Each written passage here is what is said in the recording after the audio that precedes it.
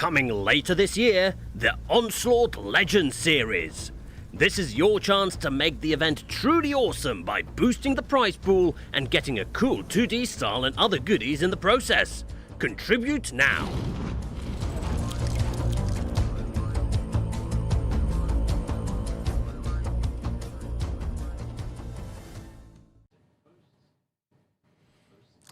Well, hello there and welcome to the Onslaught Legends Cup number 3. It is the day 2 of the European playoffs, the final day, and today some pretty big decisions are going to be made. My name is Keyhand. I'm being joined here by wonderful Der Killzor, and yeah, I think we are going to have a wonderful day together.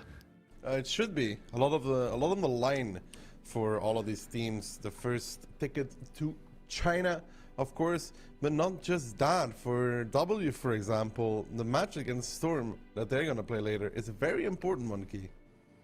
Indeed. So not only the China plane tickets are on the line, it is also about the qualifications for the Onslaught Legends Series that is going to kick off on September 10th. And there, obviously, there is a huge amount of money on the line as well. Currently, I believe around 44,000. But remember, guys, you can boost that prize pool by buying the OLS bundles. All proceedings will be going towards the prize pool, and that is why the teams right now in the lower bracket as well. Normally, if you're there in the lower bracket semis, it doesn't matter as much because realistically it would be a Cinderella story to win the grand finals. This time, however, every single match that we are going to be seeing today does have very, very high stakes on the line. Talking about high stakes on the line, we do have the Twitch drops for you guys. Quickly press F5 on the stream to start claiming, and then today after 3 hours 180 minutes you have expirable reserves. Then you have, I think that is putting NT and a day of a day of premium, not and also after 240 minutes you have either 2D styles or 3 days of premium or a Panther M10 or a T92. Yeah, so a lot on the line today, not just for the teams but for the viewers as well. This is going to be something. What did you predict, actually, Keyhand? Because the first match is indeed already an important one. We'll see how we get in the finals. Both of these teams already qualified to the Onslaught Legends Series for with the fact that they're in the upper bracket. So right now they're playing for that final spot. So I do think I went with hit and run victory, but honestly, it's very, very hard to say. Both of those teams yesterday in the upper bracket semis pretty much, stomping their opponent. I think it's fair to say but that both of them are just a level above everyone else. At least they were yesterday. And now I think both of them haven't really truly been tested yet. I mean, both Cashback and Hit and Run, the Ukrainian and the Polish squad respectively, both of them obviously preparing a lot for this, but the community prediction does see Hit and Run ahead 76%. That is a huge margin, and although I did predict Hit and Run, I think that is more than I would personally give them. Yeah, I think that's a little bit much, Keyhand, personally, to go for the how to say, to go for hit and run. It just seems a little bit much. Yeah, I mean, both of those teams obviously under the captains Iset and Monster respectively coming in. I don't think any of the players there need any kind of introduction. If you've been following tournaments at all, then whoever is on those squads should mean something to you. And if they are new to you, then take a close look how they play, because you will definitely be able to learn something from it. That being said, map pick and bans, Cashback immediately taking out Cliff, and Hit and Run responding with the Al Haluf ban. We are going to start on Stanki, and we are headed towards Ensk. I'm stoked to see Ensk personally. It is such a close and brawling map. And then, I mean, headed into Ghost Town. All right, very, very tactical there. If we get there, best of 7 means first of 4, and Pilsen as the possible tiebreaker. Honestly, Darky, between Cashback and Hit and Run, I hope we go there, because I think there is no higher level of gameplay available currently. No, these two teams are the top of the top, the best of the crop. Stanki is going to be a slower one, but then Ensk should be a very, very interesting battle. If you remember, Cashback took it against Hit and Run in OLC2 on Ensk as well. Different styles. Cashback plays very TD heavy, but that light on Ensk, and Hit and Run tends to not bring so many TDs. No light as well. So it's a clash of the styles as well. I mean, all eyes, especially for Ensk, should probably be on Liberty. He has been excelling in the past in that Rheinmetall Panzerwagen. Now, however, first of all, we are on the first map, and here I think it's more about like rotations and information. Now, we do have the predictions as well coming in. You are saying Hit and Run going with the 4-2. I'm saying tiebreaker still Hit and Run, but I think that's a bit of hopium from my side as well, just because I want to see many matches. And Moff actually saying tiebreaker victory for Cashback. Yeah, I mean, Moff going with Cashback seems fair. Just went with Hit and Run because recently they've been doing the better performance, to put it that way. They've been getting ahead of the boys from Cashback, so that is something to watch out for. And all in all, I think that Hit and Run have, you know, the confidence knowing that they won the last 2 encounters, I think, or at least the last encounter where it really mattered. I mean, maybe we should check it out on Liquipedia. That site makes it so easy to check. But yeah, Hit and Run against Cashback. It is the upper bracket finals of the Onslaught Legends Cup number 3. And now Hit and Run are going to come in with triple mouse so far. It seems double 277, an IS7 and a Rheinmetall. That is a pretty much in-your-face lineup. That's a very in-your-face lineup. Cashback in return as well, though. Double 60p, IS7, double mouse, Fush B, RHM. No mediums available here for either side, and I think this Stanki meta is a bit evolving into a lot more heavies. We saw that cheeky little cap play as well in between that gap. I think that is a thing that also pushes the teams to be more, how to say, heavy, to be able to contest, for example, the factory. I mean, we did see in previous iterations of the OLC that you could also just go full all-in with triple auto-loader, for example, double T57 plus Force B, and obviously they don't want that. That being said, both of those light tanks taking damage, Mentos bearing the brunt of it. They're down to 1600 already, and that light tank matchup in between Mentos and Liberty is going to be one to watch. Both of those players absolutely stellar on their respective Rheinmetalls. That being said, though, Cashback, they're opting for an immediate push with double 60 TP, actually only Squeezy going for the arty strike there. He is going to get saved there. He is going to be hull down, and over time, this artillery strike is going to do some damage. Yeah, it will do some damage, but Hit and Run is just going to be pressuring the B line as a reaction to this. Gets, I guess, a cheeky shot there on Twilight Barbarian, taking one as well, taking another one actually in that 60p. Needs to be a little bit careful. Takes one from Frantic as well. Squeezy not connecting, and now you can see they're on the B line. Those 277s have pushed through. Liberty needs to be careful in there. He could get caught, but does realize the trouble he might be in. Backs away. He's going to get safe as well. Now though, Coyote getting pushed on by 2 of the Hit and Run members, Panzer Fury and T-Sec. Needs to be careful there as well. Seems a little bit unaware of this potential flank.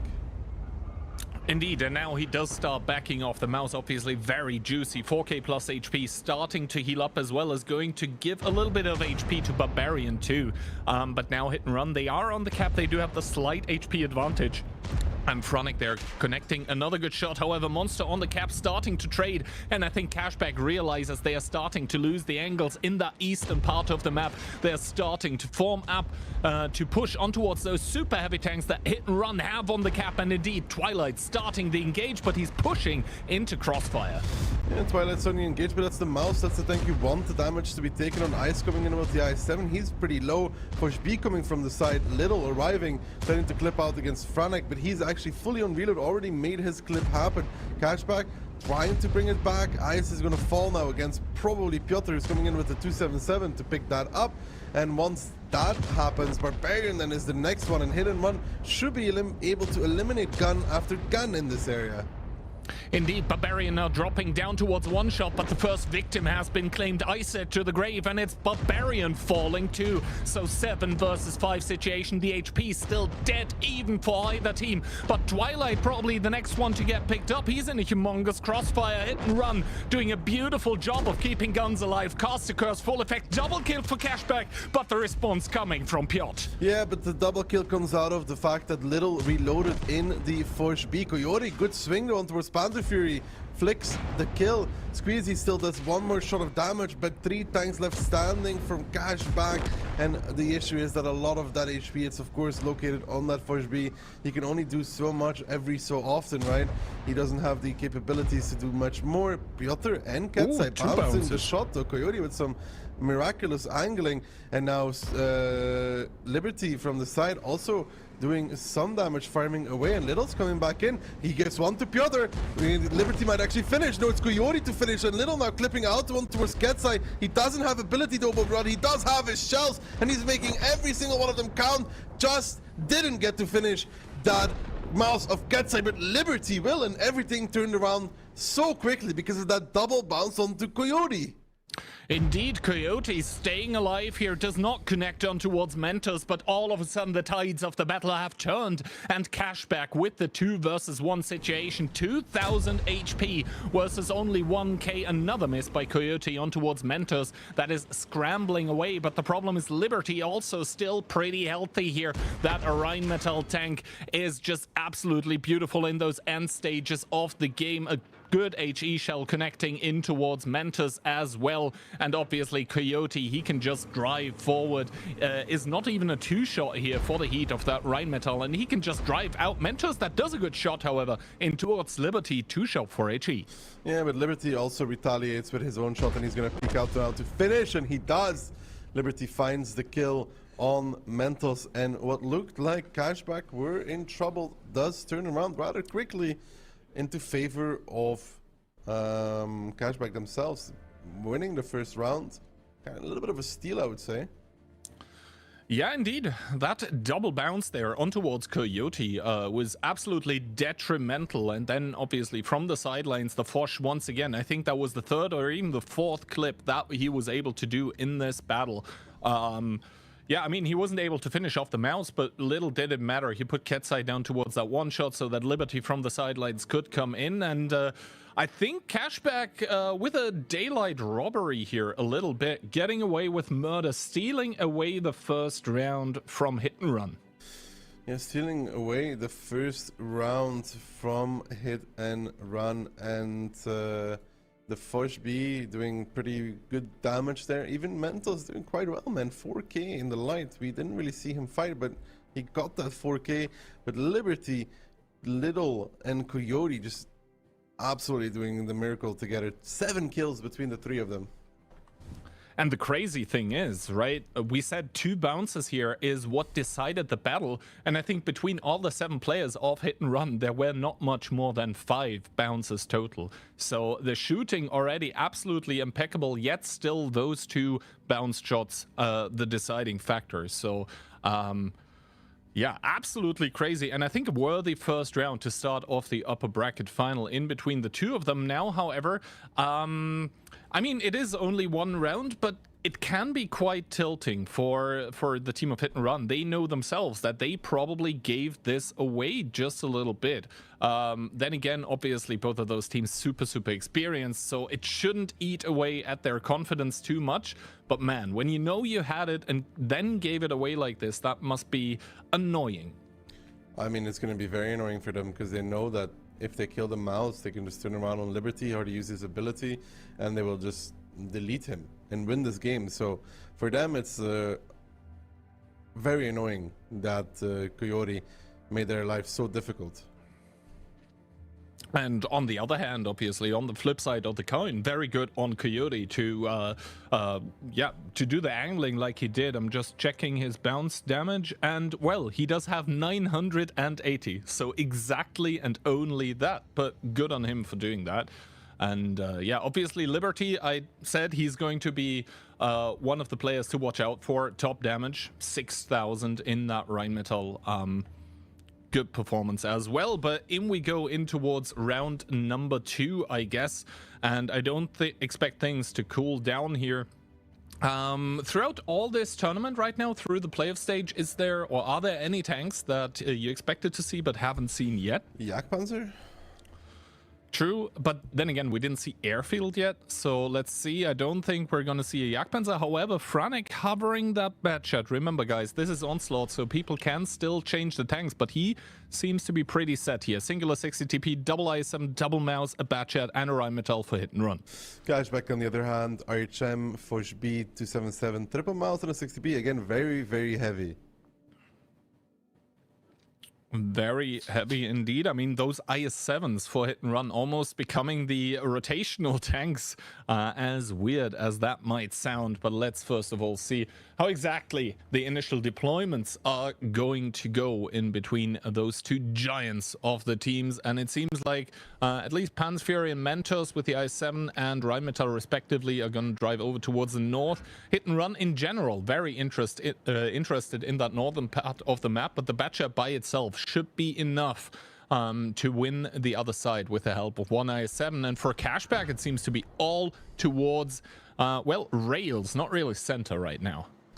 Yeah, again, very large factory place. Piotr is going to be taking the info point. Actually is able to take it for free. Only 26 damage received, so he's very happy with that one. Free info. Free info, but Pan's Fury might be in a little bit of trouble. Never mind, he does get the early warning by the information tower that Piotr took, that Liberty and Little in the Rheinmetall and the Foch B respectively are approaching. The Foch B obviously an absolute menace if it gets into an early engagement and doesn't take too much damage.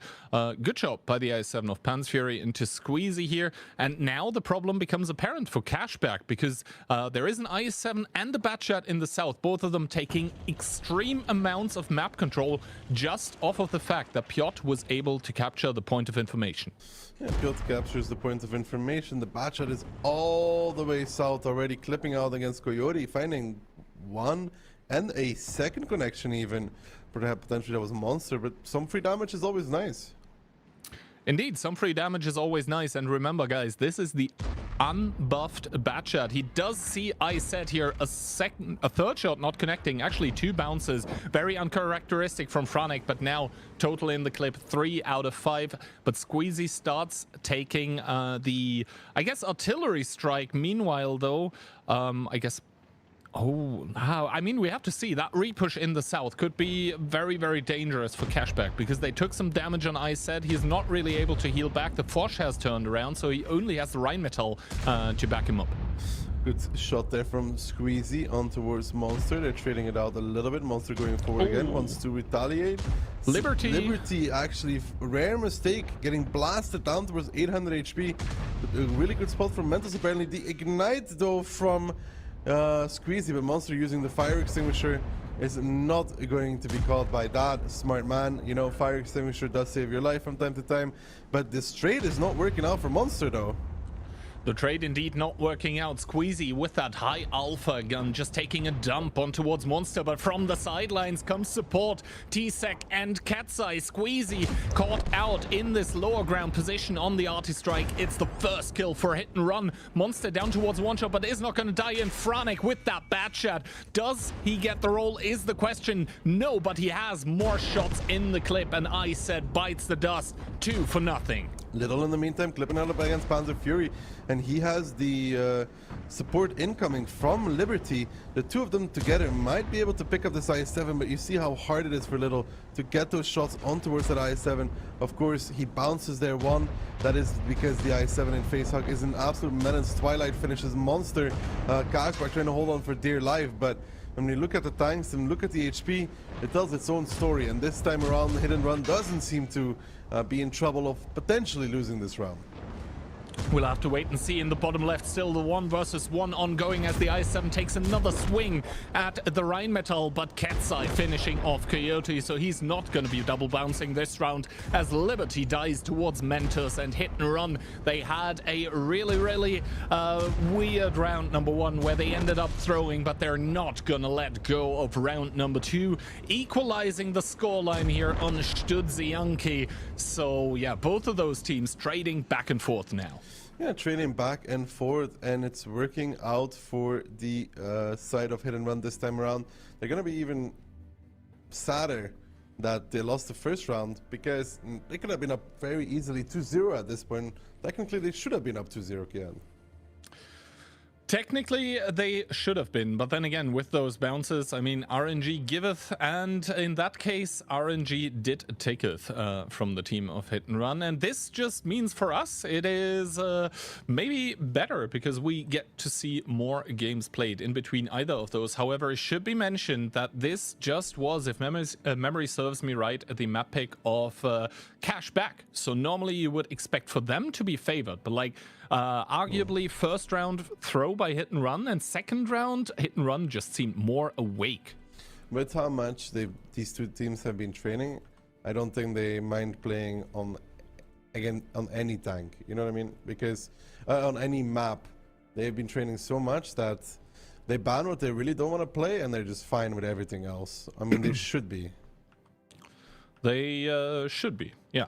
But yeah, pure top damage there, not even 5.5k, but he's gonna be happy with the result regardless. And actually interesting this time, the light tanks not top on the leaderboard, but arguably the plays that at least Mentos did were absolutely instrumental. And all of this, to be honest, as well, off of this first point of information capture by Piotr, for which he didn't get punished, and then the Batchat was just able to basically take the map for free, at which point Cashback is forced into an unfortunate reaction. Now, however, Ensk.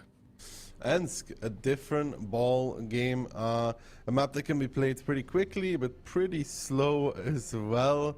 It's not determined just yet, Keyhand, what we are going to get between these two. And to be honest, I am looking forward to potentially see a clash of styles, like I mentioned before. Hit and Run is the kind of team that didn't play that many TDs, where Cashback did, and Cashback played a light, and Hit and Run didn't. So, will they change compared to what they played before? I mean, the thing is as well that both of those teams will have studied the opponent, and they will try to adjust to whatever their opponent previously did, which opens up the realm of mind games, obviously, in the tactics that can be played.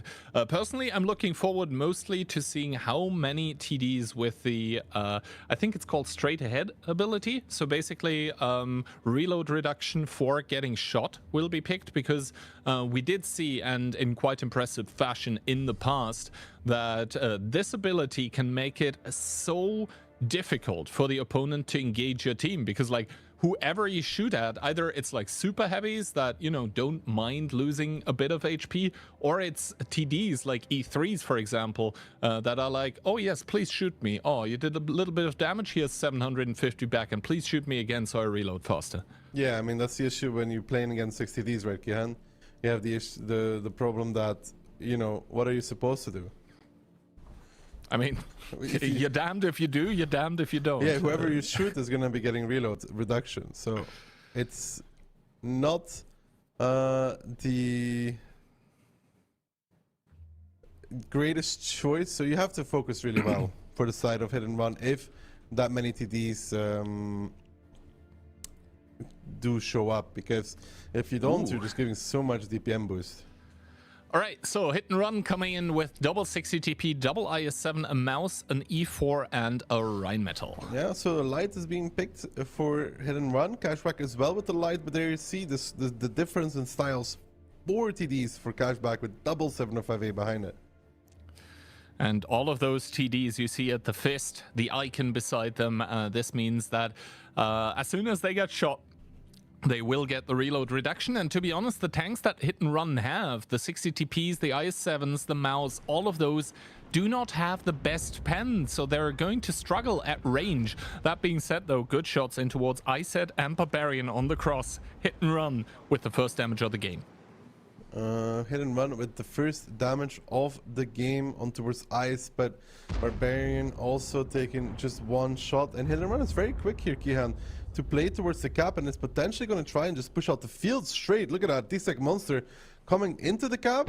Actually, they're just holding it for now. I almost thought that they would just try to dive straight towards the field, but that's not going to be happening. Squeezy is going to be holding the zero line, and now the reaction coming out from the side of Cashback, though. They are starting to take the airstrike, which Ice didn't take because he got forced away from the reset, and somebody's going to have to peek. Somebody's going to have to get a reset. It's going to be Ice. He takes one from Monster immediately. Mental's giving one to Liberty. Ice should get the reset here. He misses. Luckily enough, Liberty, who needs to take 2 shots for that though, which is costly, does get the reset, but 4 seconds left. Now there's another reset coming out. Cashback is finding the angles on towards these tanks from Hit and Run. Just Monster, and it's mainly T-Sec that needs to reset. They take the strike now though. They will be resetting the majority, but still 10 seconds left. They need to find a shot on T-Sec. He is the 60p that's been capping the whole while. Monster, again, with the fire extinguisher, saving his life. Cashback desperately trying to get back towards the one. They will have to block with Barbarian, who will take another shot from T-Sec there. Monster getting chipped away. But where's the reaction from Hit and Run, Kihan? The reaction from Hit and Run currently not that apparent. Barbarian focusing out Monster here, and Little is able to reduce Monster towards one shot. 260 HP, another tank from Cashback coming in. It's Liberty to pick it up once again. The Rheinmetall absolutely crucial as Barbarian puts another one in the back of T-Sec here. And Hit and Run, it was seconds away from the cap, but all of a sudden the Cashback pain train starts rolling. Hit and Run still with the HP advantage. Are they able to keep T-Sec alive is the question. 280 HP, Pan's Fury killing Squeezy off screen. That's a lot of low HPs in the middle of Ensk, but Cashback somehow bring the HP back in their favor. Yeah, I think it's a big issue here for Hit and Run. There was the cap play, but there was no follow-up. Liberty killing the Light of Mentos on the 1-2 line as well, so even with that initial damage taken, he still comes out ahead. And now for Hit and Run, 4 tanks left standing. Barbarian needs to at least do one more shot here. He pushed in a little bit too far by himself. Ice, can he finish off Ketsai? Can he get the roll? No, just about cannot. Hellmine looks for the finish, or a little in that E4. Liberty actually comes in to finish it off.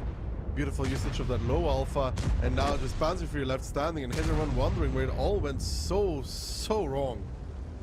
It all went so wrong on the cap. A very, very interesting and almost working out opening coming out from Hit and Run. But that last second reset by Liberty with HE. Yes, he had to take 2 shots of damage, but I think at the end of this round, he does not mind at all. It is what won them the round and what might be an MVP play moving forward. Yeah. The resets there were very tight. The strike also didn't reset T-Sec, and Hit and Run just didn't capitalize on the fact that they pulled Cashback out of position. They were just kind of sitting on that cap, Monster getting isolated, and it felt like there was no reaction anywhere else outside of just trying to cap. Yeah, and I think also, like, yes, Hit and Run now lost, but I want to quickly emphasize on the way that they tried to do it, right?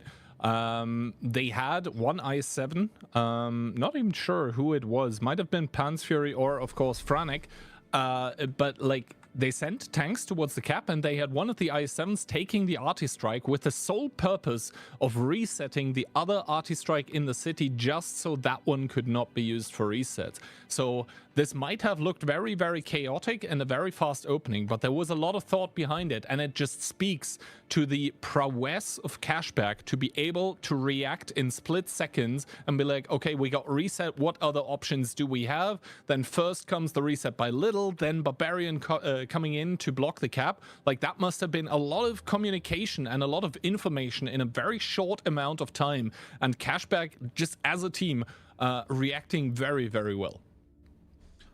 Yeah, and they got the resets, and then they pushed the cap. They killed Monster off, who only got to do 1 shot of damage, and then Hit and Run just fell to pieces after.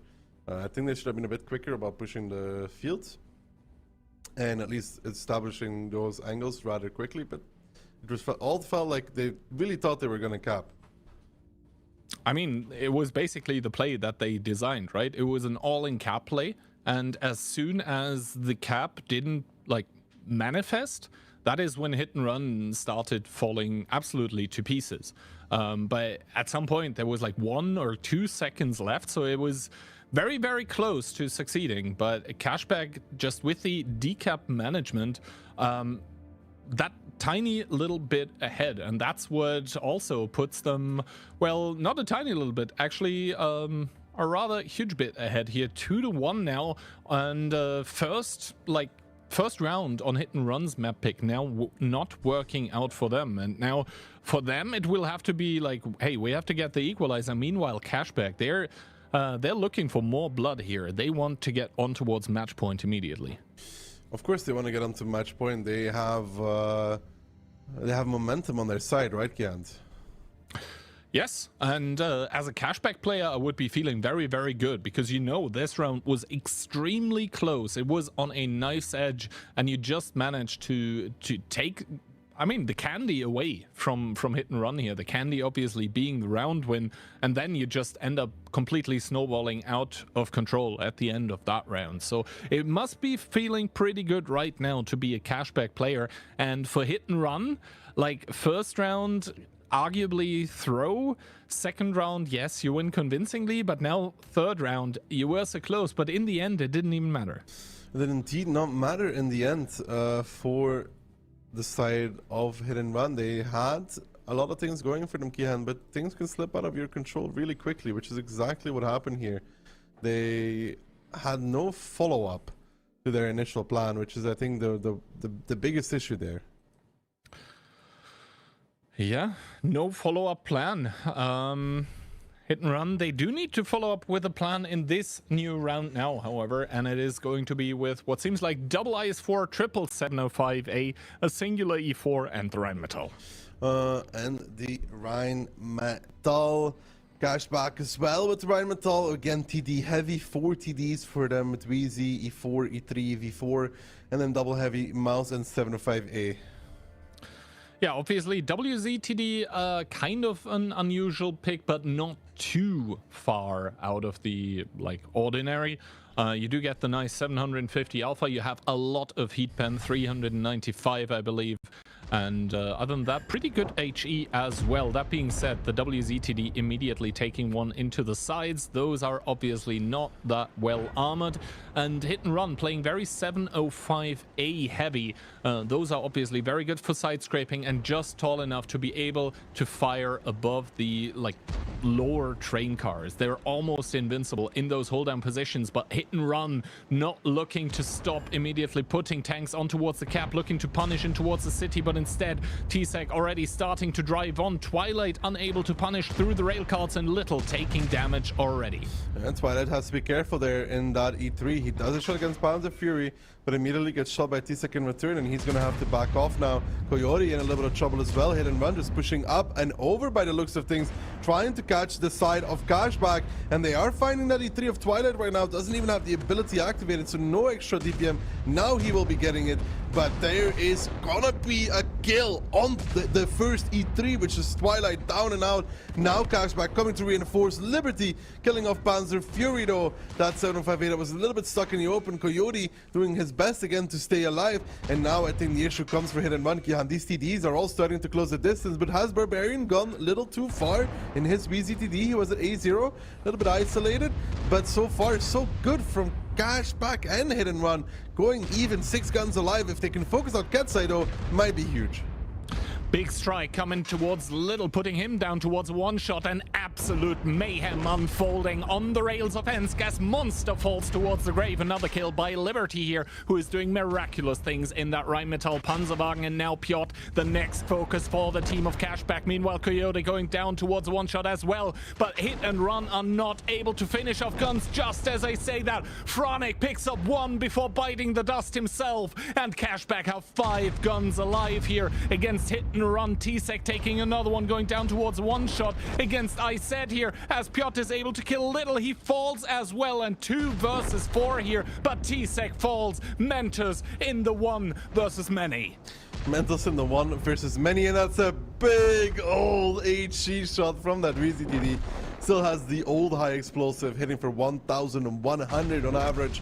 So great against these RHMs, and then Ice to finish it off. And it just feels like in the chaos, in the brawl, Kihan, Cashback just are better than Hit and Run. They seem to just be better at the micro engagement. They had it in Stanki round number 1, now Ensk round number 2 as well. When it all starts breaking out everywhere, they just seem to edge themselves ahead. And I think there the TDs did help them a lot with the extra DPM that comes in, right?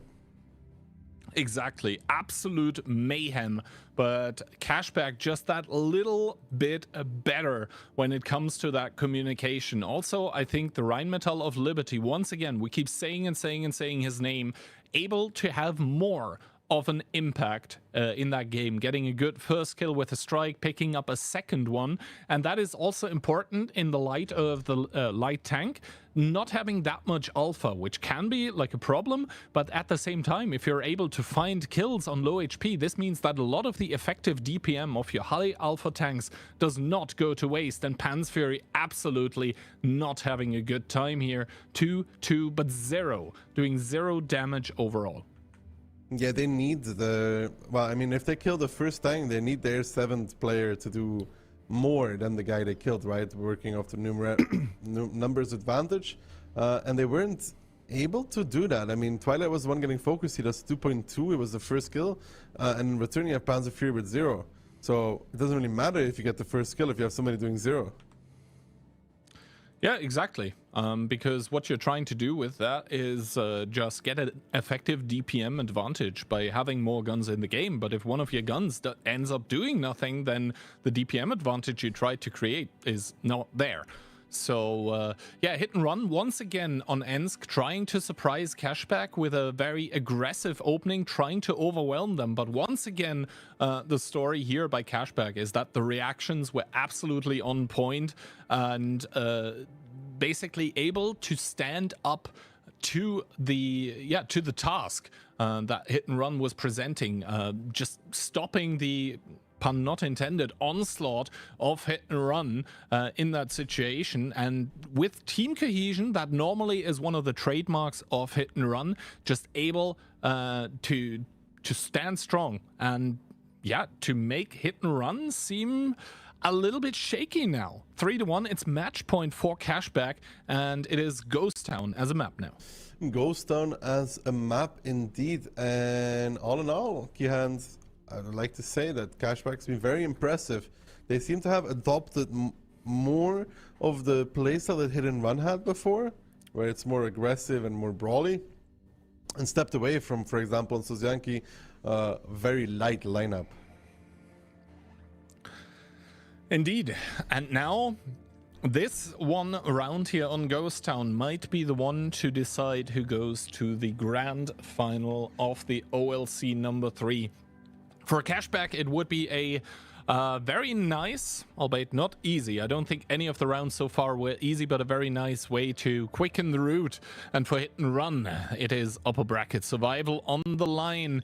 And if the lineups so far are anything to go by, Hit and Run have something in mind. Double IS-7, a singular E5, double Batshot, together with a Foch and a Rheinmetall.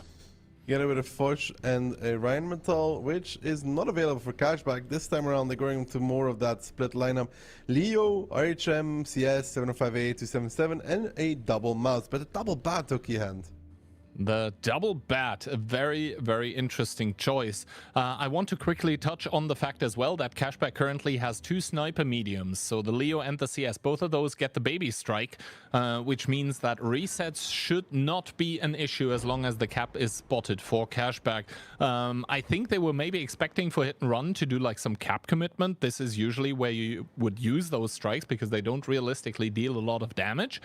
But obviously Hit and Run with that double Batshot are not going to commit close towards that cap. Instead, Franek on that 1-2 line is going to secure that. And the double IS-7 and Piotr and Pan's Fury actually booking it through into the northwest. This is a very interesting opening, but Cashback have guns in place.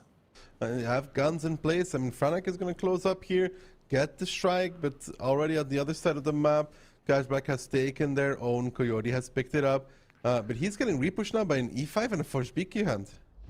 Indeed, Tsek and Monster are going to double down on towards Coyote, and Tsek obviously with that of E5, a lot of single shot DPM as Forshby Monster starting to arrive, starting to clip out.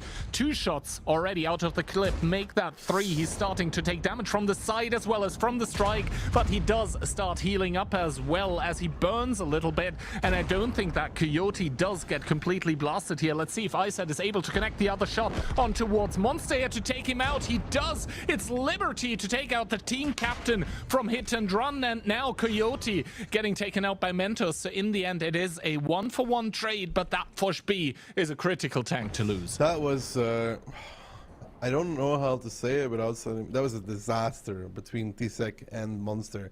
Tsek blocking Monster when he wanted to go around the corner initially, and then he also blocked one of Monster's shots. And then on the second part he had, which I would say is a skill issue, Monster forgot to repair his fuel tanks. Yes, Monster there in a hotter situation than he wanted to be, getting set on fire, and now on the 1-2 line we see Cashback that are 3000 HP up currently, forming up for a little repush. They're gonna get greeted by double Batchat, but obviously those tanks very nimble, very fragile, a lot of clip potential, but not a lot of armor to speak of, and Little does get spotted out by Franek here as Katsai comes over the top to engage the first shot, and the double Batchat clipping out with the skill. Are they going to be able to take out Little before he gets behind the corner? Seems to not be the case, but a lot of damage on towards that 277, somewhat bringing the HP closer again. Yeah, somewhat bringing the HP closer indeed. Overall, it's not looking good though. Still for Hit and Run. Piotr now getting focused out. Piotr getting deleted by the CS63. Panzer Fury, Tsek trying to get back in here, but they're fighting double mouse, Gihan. That is not the engagement you want to take. And Twilight is doing something, or try to do something intelligent, which is pushing out Tsek into the open. Panzer Fury, 409 HP left. He will finish off Twilight. No, Tsek is actually going to take it for himself, but Barbarian in return will be deleting this IS-7. And now, 1 tank advantage for Cashback, 3000 HP as well. I think they've just about done it, Gihan, with the shutting down of another aggressive play from Hit and Run.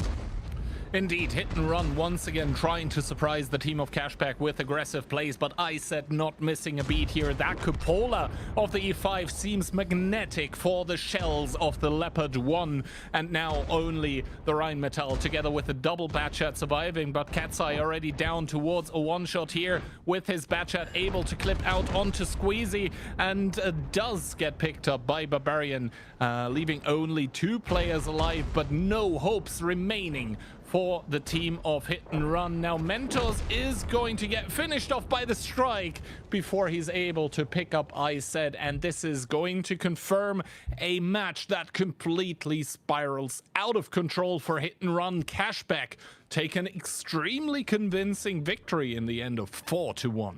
Yeah, very, very well done by Cashback, right? They really showed up in this match. They only really stole 1 round, you could say, which was the first is Yankee, but that is also just a player skill moment where, you know, the mouse is able to angle enough to get 2 bounces.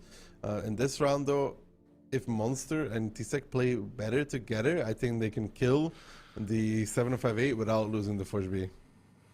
Yeah, I think communication there for Hit and Run not entirely on point, and now, I mean, yeah, the IS-7 kind of iffy gun, kind of low pen, but in the end, I don't think the aim or the pen rates were the issue. It was exactly this playing together between players that normally Hit and Run is so good at. This time absolutely not working out. Then also this pick by the double Batchat. It looked very cool when they were clipping out on towards Little, but little did it do. He did top damage over 5k in that 277 despite taking a lot of damage from that double Batchat. So yeah, this kind of gimmicky pick by Hit and Run ending up not working out in their favor, and this now means that Hit and Run get relegated down towards the lower bracket into the lower bracket finals, where they will have to prove that they deserve another chance against Cashback. And they will have to do so against the winner of the up and coming match, which is going to be W again. Sorry, not double. W against Storm. Yeah, W against Storm is going to be the next match up. So for W, in a very important match. So for Storm Indeed. as well, but less so. And also, I want to put a passing mention on towards the fact that so far we've had only 4 1s and 4 0s, but I think in this match here right now, it was a little bit closer than the score suggests. So first, Stanki, arguably a possibility for Hit and Run to win, and also the first Ensk was extremely close. But Cashback here, I mean, at the end of the day, no one's going to like look at the individual rounds anymore. 4-1 is an absolute statement.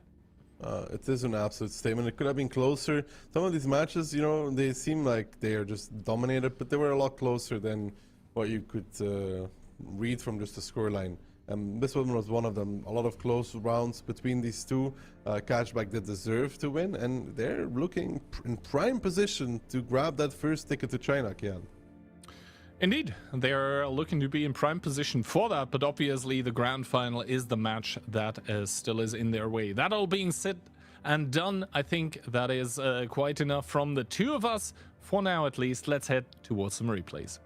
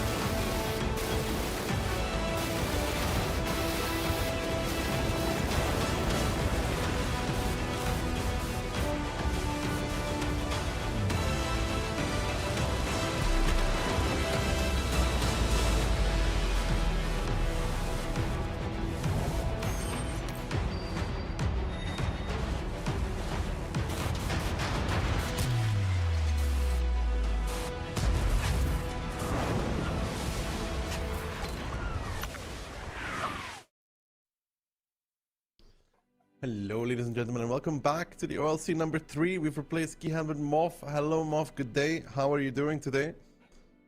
I'm doing fantastic. I can't wait for some more Onslaught games. So you saw Cashback against Hit and Run just now, Moff. You were on replay duty. What did you think of that one? It's a little bit surprising. 4-1, obviously, for Cashback. Not many people expected that. I did think that Cashback would win in tiebreaker, but not quite so convincingly. Of course, the nature of these games between Hit and Run and Cashback, it's always a brawl, it's always a bit close. However, Hit and Run have lost that game. They are now into the lower bracket, and Storm versus W will be one of those teams that face Hit and Run in the next round. So, both of these teams, well, one of them had a pretty disastrous day yesterday. Both of them obviously got knocked down to the lower bracket, but then bounced back and won their respective rounds. But one team definitely looking a lot more shaky than the other. Yeah, W Moff against Cashback, that was a horrendous performance from W, and I think they realized that themselves as well. Yeah, it couldn't really have gone much worse if you tried to script it out. Community predictions here actually going in favor of Storm, which is a little bit surprising, but given the history of failure of international lineups in these tournaments, you can't really blame the folks for going with the polls on this one. Yeah, no, you can't really blame them for that whatsoever, that they decided to go with this kind of prediction. I would also think that it is such a thing that Storm is a little bit favored. Also, historically, Moff, I think Storm beat beat W twice, and W only beat them once. This is true, but W had a much stronger showing during the play-in stage for this tournament. They actually faced against Storm and beat them 4-1. But you know, how telling really is that as we go into this match? I mean, for W, there's a lot on the line here. We keep talking about Onslaught Legends Series. If W wins this matchup, that means that they will be going into the Onslaught Legends Series. If they lose this, it's going to be Mafia, after all, that is going to be making it. Yeah, so for all intents and purposes, this could essentially be W's grand final, right? It's quite important. China is on the line as well. That's a massive deal to go straight into a LAN, but at the very minimum, they would like the consolation prize of being able to make it to the league format. Yeah, of course. That would be for any team really the goal and what they want to make it to. If they can't make it to China, they can at least get the what we would call not really consolidation prize, but you know, the second shot at some juicy prizes. Yep. Anyway, first map we're going into is Glacier, which we haven't seen so far during the playoff stages here. A lot of the teams either not picking it or just straight up banning it out. I wonder why teams have moved away from that, because we've seen it a lot in the past. Yeah, we have seen it a lot in the past, Mov. That is true. But now it seems like people rather play like Stanki and stuff. That is just the thing that happens, though, Moff. If everybody likes to play a map, then a lot of teams get very good at it. You might want to switch to something else. Yeah, I think it's also the nature of how Glacier plays with the aircraft, the ship in the middle, giving you a lot of control over the map, and maybe teams don't want to go into that kind of questionable brawl where you could very easily lose the game in the first 20 seconds. That is, again, a good point to make. Glacier is the kind of map, though, where you can see a lot of different kind of gameplay, right? Yeah, we can have very aggressive openings, or we can have teams being very passive, and that is reflected in the lineups. We can see W have brought a Gorilla 15, that's Jackifer, a well-known Redline warrior, picking the Gorilla for his team. Meanwhile, Storm have picked double Foch B, so they're going to want to do something super, super aggressive. They are spotted out in the beginning, however, so any kind of aggression they want to make will be known by W. Jackifer missing the first shot there, even using his ability move. That is something to watch out for. He did not hit the shot in between the gap, so he's going to be having to play without the ability for a while. Yes, which kind of defeats the purpose of picking the tank, right? Is that you wanted for that 1k alpha that is comparable to a Gagpanzer. Lukin poking up in middle, just getting a bit of info, actually spots out Frugo, who's going for a very wide line. He is going to be exposed and potentially take a bit of damage. We can see it now. Minus 1k so far, getting shot by the Foch B. Gets tracked once, but has a repair kit available, so he manages to get across to presumably the position that he wanted at the expense of a bit of his HP. Yeah, at the expense indeed of a bit of his HP, but so far so good actually though for WMOF, because they are playing against this heavier lineup from Storm with the double Foch B. They are indeed able to, how to say, control part of the map. Like they're starting to take this out, and to know Jakefa has hit a shot, he has level 3 ability. Yeah, Jakefa's back up to level 3 there. We've got Itox in the cap for the side of W, holding off, just blocking the capture circle. The mouse being a very, very healthy tank, so anyone that tries to push on towards him is going to have a tough time taking him down super quick. But I'm really interested to see what the Foch Bs are going to do from the side of Storm. They've split up. Jacob is spotted in the south currently, took a little bit of damage, but there's one Foch B sneaking through the north of the map. I'm just wondering what he's going to be able to do, because even if he does a full clip, it's not going to be too much of a concern for Itox. No, it's not going to be too much of a concern from Itox, and he can also angle towards the Foch B, of course, Moff, which will make it hard for the Foch B to even pen those shots. Now Baby and Klurf are starting to prowl on the outside, starting to find a little bit of ground. The two in tandem working their way around this side, and slowly but surely W is starting to put a chokehold onto the Storm lineup. Yeah, how ready is Jacob going to be for this play, though? He must be aware that there is no support, no one spotting the position. He has Lackey in the back in the CS63. He's going to be able to spot for him. But Gotchi Baby moving forwards now. If he's not careful, he could potentially get caught here. He looks like he's hesitant, not sure whether he wants to actually make this play. Meanwhile, Storm are moving around the north of the map, but Frugo's being caught out in the middle of the open, and Jacob delivers in the Foch B. Surprise angle there. Frugo goes down once again. That's quite a similar theme that we've seen from this W team. Frugo going in early and dying. Jacob pops his ability just as Klurf and Baby start to shoot him in the side, so he's going to heal back a lot of that HP, and that's going to force Baby to go in to try and make sure he guarantees the kill as we cut back towards the cap. But there's not really much going on here. It's all about the brawl in the south of the map at the moment. Yeah, and the issue there is Frugo going down, right, Moff? Like you said, again, Frugo dying early. It's not good for the team of W. It's not the first time this has happened. Now you can see the Gorilla, as a reaction, is rotating, and also a 60p of click. Itox falling back, takes not one, but two shells there in the mouse. And now we have the issue, though, that the cap is not able to get blocked anymore by this mouse. Yeah, you can see Storm, they've moved through the north of the map, and that's compromised Itox's position, and he doesn't have the Gorilla to cover him anymore, so Itox is a free pick right now. Trades going on, Baby's pushing in, gonna try and take down Sir Jacob and Lackey. The CS63 is gonna have a really tough time dealing with an E50M, more armor, more DPM, and he's gonna be able to try and get the ram on him as well, but it's all about the trades on the other side of the map.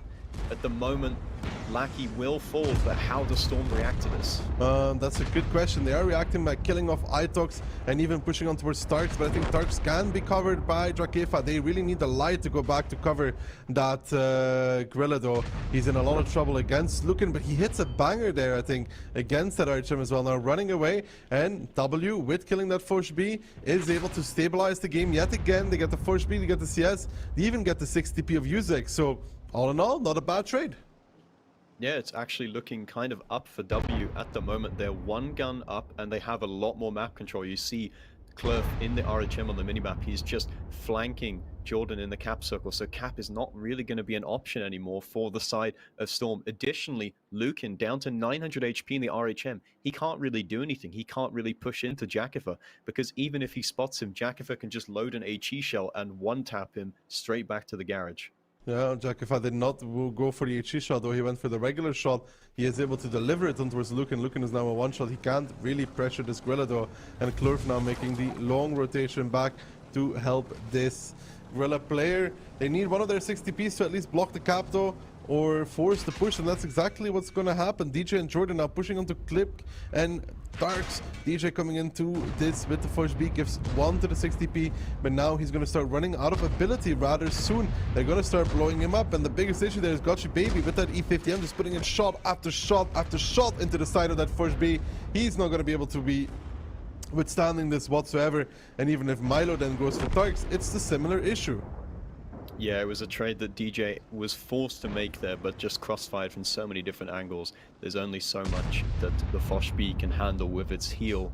Jordan now is a one-shot, bounces one-shot, trying to pull back into safety. Tarks could be a one-shot for him if he is able to high roll. Jordan reloading different shell type there. Is Tarks going to be able to try and pick up the kill? Possibly just only has a cupola shot right now, but he doesn't really need to overcommit. His team is winning everywhere else across the map, and his Gotcha Baby must be screaming at him right now. You need to fall back, you need to fall back, I can cover you, you don't need to take this risk. Milo overpeaks, tries to take the shot, but doesn't quite connect, and now these two 60 TPs from the side of Storm are going to be pretty much helpless as the rest of their team has fallen. Tarks picks up Jordan, Klurf picks up Lukin, and Milo now the last one standing for the side of Storm, and W, unlike yesterday, is able to pick up the first round against an opponent of, let's say, equal caliber. Yeah, Storm is definitely a bit more of a test than what we saw from the team of Clueless yesterday. So this is pretty good for the side of Storm, for the side of W, even with losing Frugo early there.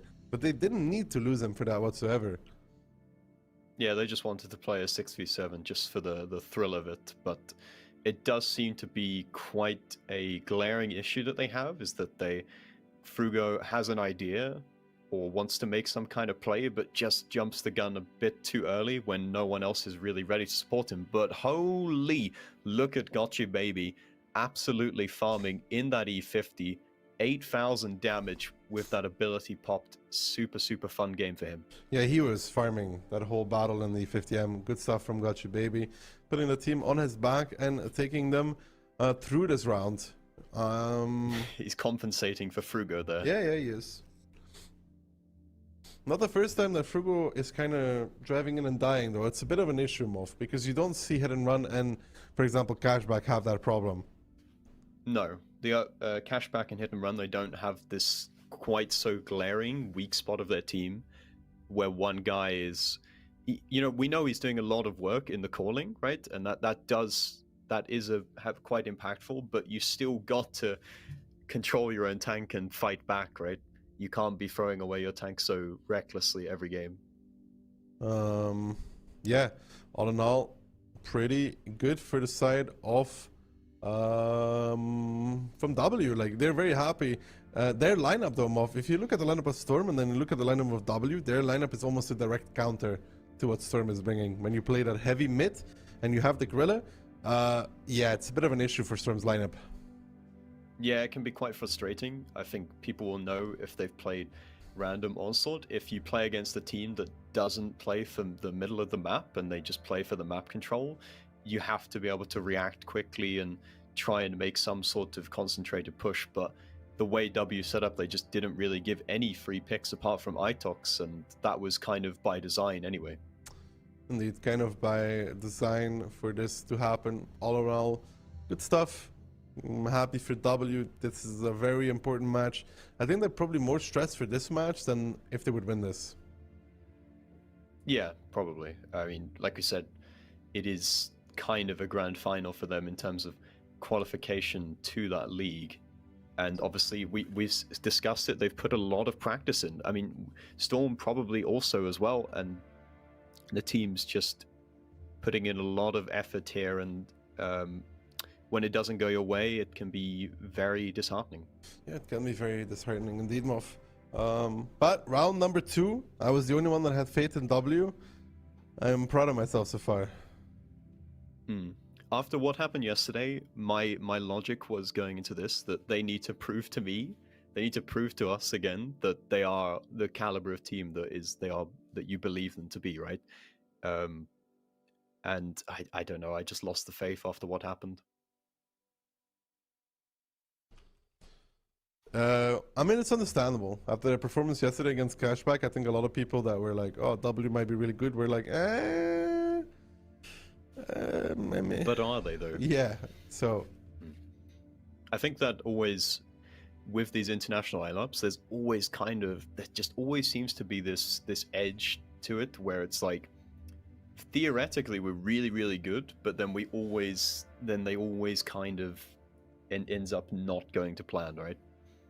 That is pretty true, Moff. They always seem to fall in the last hurdle, and even when you're like, oh, this is their time, something happens and they lose, and it's like, well, here we go again. Not the first time we've been here. Anyway, still kind of similar lineups to the previous game, but Storm this time not bringing such a heavy commitment of the double Fosh B. They have a little bit more flexibility in bringing an E50M instead this time. W are not bringing a mouse on this side of the map. They've opted for another CS as well, so both teams going to be playing a little bit more for map control rather than direct pushes. Yeah, direct pushes is not the strength of the lineup of either team, to be honest, Moff, if you look at it. It's CS E50 and even for W, but E50 for B and Gorilla. Neither of them will actually go really, really aggressive in the beginning, normally. Oh, hold on, though. Lucan going for the aggressive mid play. Are they going to be prepared for it? No, they're not. No. They should be. That's a misplay there. They need to be pre-aiming for that. They have nothing else that they should be The Gorilla should be ready for that, and so should the double 60p, right, Moff? Yeah. All three of them should be prepared for that play. It's the only thing that they can be. In the beginning of the game, aggression from Storm. Music, that's not quite the peak. There's enough W tanks there to support that. They currently have control of the cap circle. And of course, Lucan in the RHM, you see him in the top right of the screen. He's going to be able to start farming these guys. And these 60 TPs are going to slowly fall. Oh, you know what I don't like here, though, Moff? The Gorilla is falling back. And as ooh, they're going for the mid re-aggression with Itox, Miku, and Baby arriving now. Itox getting spotted out in the CS63. Needs to be careful not to take a shot from Milo. Baby's actually the one to take it. You don't want the Fosh B in that scenario to be the one to take the damage. Itox going back on the hill, but the timing there is not good for that CS63. Nobody to take the shots before he went up. Darks is now getting farmed out as well. Baby trying to activate mobility. Itox peeking, taking another shot of damage. Oh, this is really bad for W. Yeah, Itox going in first with the tank that has no armor is just the complete wrong order. Baby also took a bunch of damage before he had his ability. Clerf's now trying to take the hill, but he gets shot as well, so even he's going to lose his 1v1 on the hill. Normally, Lucan should just kill in this situation, and Storm are just winning everywhere, all across the map right now, and this is the W that we saw yesterday. They're not coordinated, and the plan is just not there. Yeah, no, the plan is not there. They didn't even punish Lucan whatsoever, and now Frugo falling, Klur falling, Miko and Drakefa, the last two left. And like you said, Moff, they need to be ready for Light to go up on second timing. They even have a warning, Moff, when he drives through the cap. Yeah, you do get that advanced warning from triggering the capture circle, but this is like really basic stuff in Onslaught, right? Even in random Onslaught, you need to be pre-aiming for this in the beginning of the game, and you're wondering what, especially the 60 TPs, because even the Gorilla, they have nothing else. They have nothing else to aim at. That's completely right, but it's not just the 60 pieces, it's even the Gorilla as well, because when the Light is going through zero line, Moff, he's going around the winding roads on the Glacier side, he's not going to spot anything early. It's impossible for him to spot anything early. So where are you aiming with the Gorilla? You're aiming at the middle for potentially the Light to go up, and then the double 60p should be ready for that as well. And the moment the cap gets triggered, because they know as well that, you know, there's no tank fast enough to go up outside of a CS and a RHM, right? That is the only two tanks that could do it on second timing. The moment the cap starts, you slow down to like 1 times R, right, to hit the shot and then move towards the middle. And they weren't. Yeah, and you could see it from the replay as well. They weren't even aiming towards him, which is just even more bizarre. But a good job from Storm. They made a play that flustered W, right? You see, they were not expecting it at all, and the repush was like kind of a cobbled together idea of like, oh, okay, they're gonna farm our 60 TP, so we need to do something. And then Itox is like, okay, guys, let's go. And then he goes in and takes the initial shots. I don't know why the 60 TPs aren't just saying, okay, bro, I got you. I'll take one for the team, because that always needs to be the case. And indeed, always needs to be the case, and it wasn't. Well, Glacier done. On to Pilsen now. How good W looked in round number 1, how shaky they looked in round number 2, and then even the push over the mid wasn't really, how to say, off executed well. I mean, 60Ps are not taking the damage, the CS is taking the damage, the Fush B is taking the damage. It's not what you want. No, it was the two rounds were quite the contrast, but I think there's quite a theme occurring where if something doesn't go immediately according to their plan, like their initial idea, they kind of panic and they don't exactly know how to react to it, right? Maybe that's a little bit harsh, but it just seems like in the first game, I mean, apart from Frugo, basically everything went the way they would have wanted it to, right? Itox got pushed on towards, and then they pushed forwards. But it's just so bizarre that they can perform so well in one game and then be so bad in the next. Yeah, well, I mean, we'll see what they are able to bring on Pilsen, but that was indeed a disappointing round if you were a W fan. For Storm, it was cheeky, but oh, so risky. I don't think that is something that normally you get away with. I mean, the lights should take sort of 2 thing, shots, maybe, let's say 2 shots at least.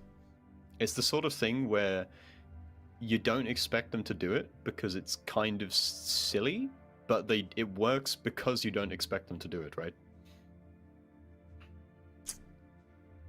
Well, 1-1. Deserved result coming out of Glacier, now onto Pilsen. What are we expecting here? A lot more heavy lineups that are sort of the sort of tags we've seen on Ensk and Stanki. Probably a lot of mouse, probably a lot of 705As as well. We've really seen a drop off in like the number of mediums being picked, especially between Cashback and Hit and Run. They didn't really pick that many mediums, and then suddenly Hit and Run were like, oh, we're going to switch up our meta and start picking a bunch of bad chats for some reason. Well, I mean, bunch of bad chats, I kind of like it, but Pilsen's not really the map for it. No, definitely going to be no bad chats here. Probably double RHM spam again.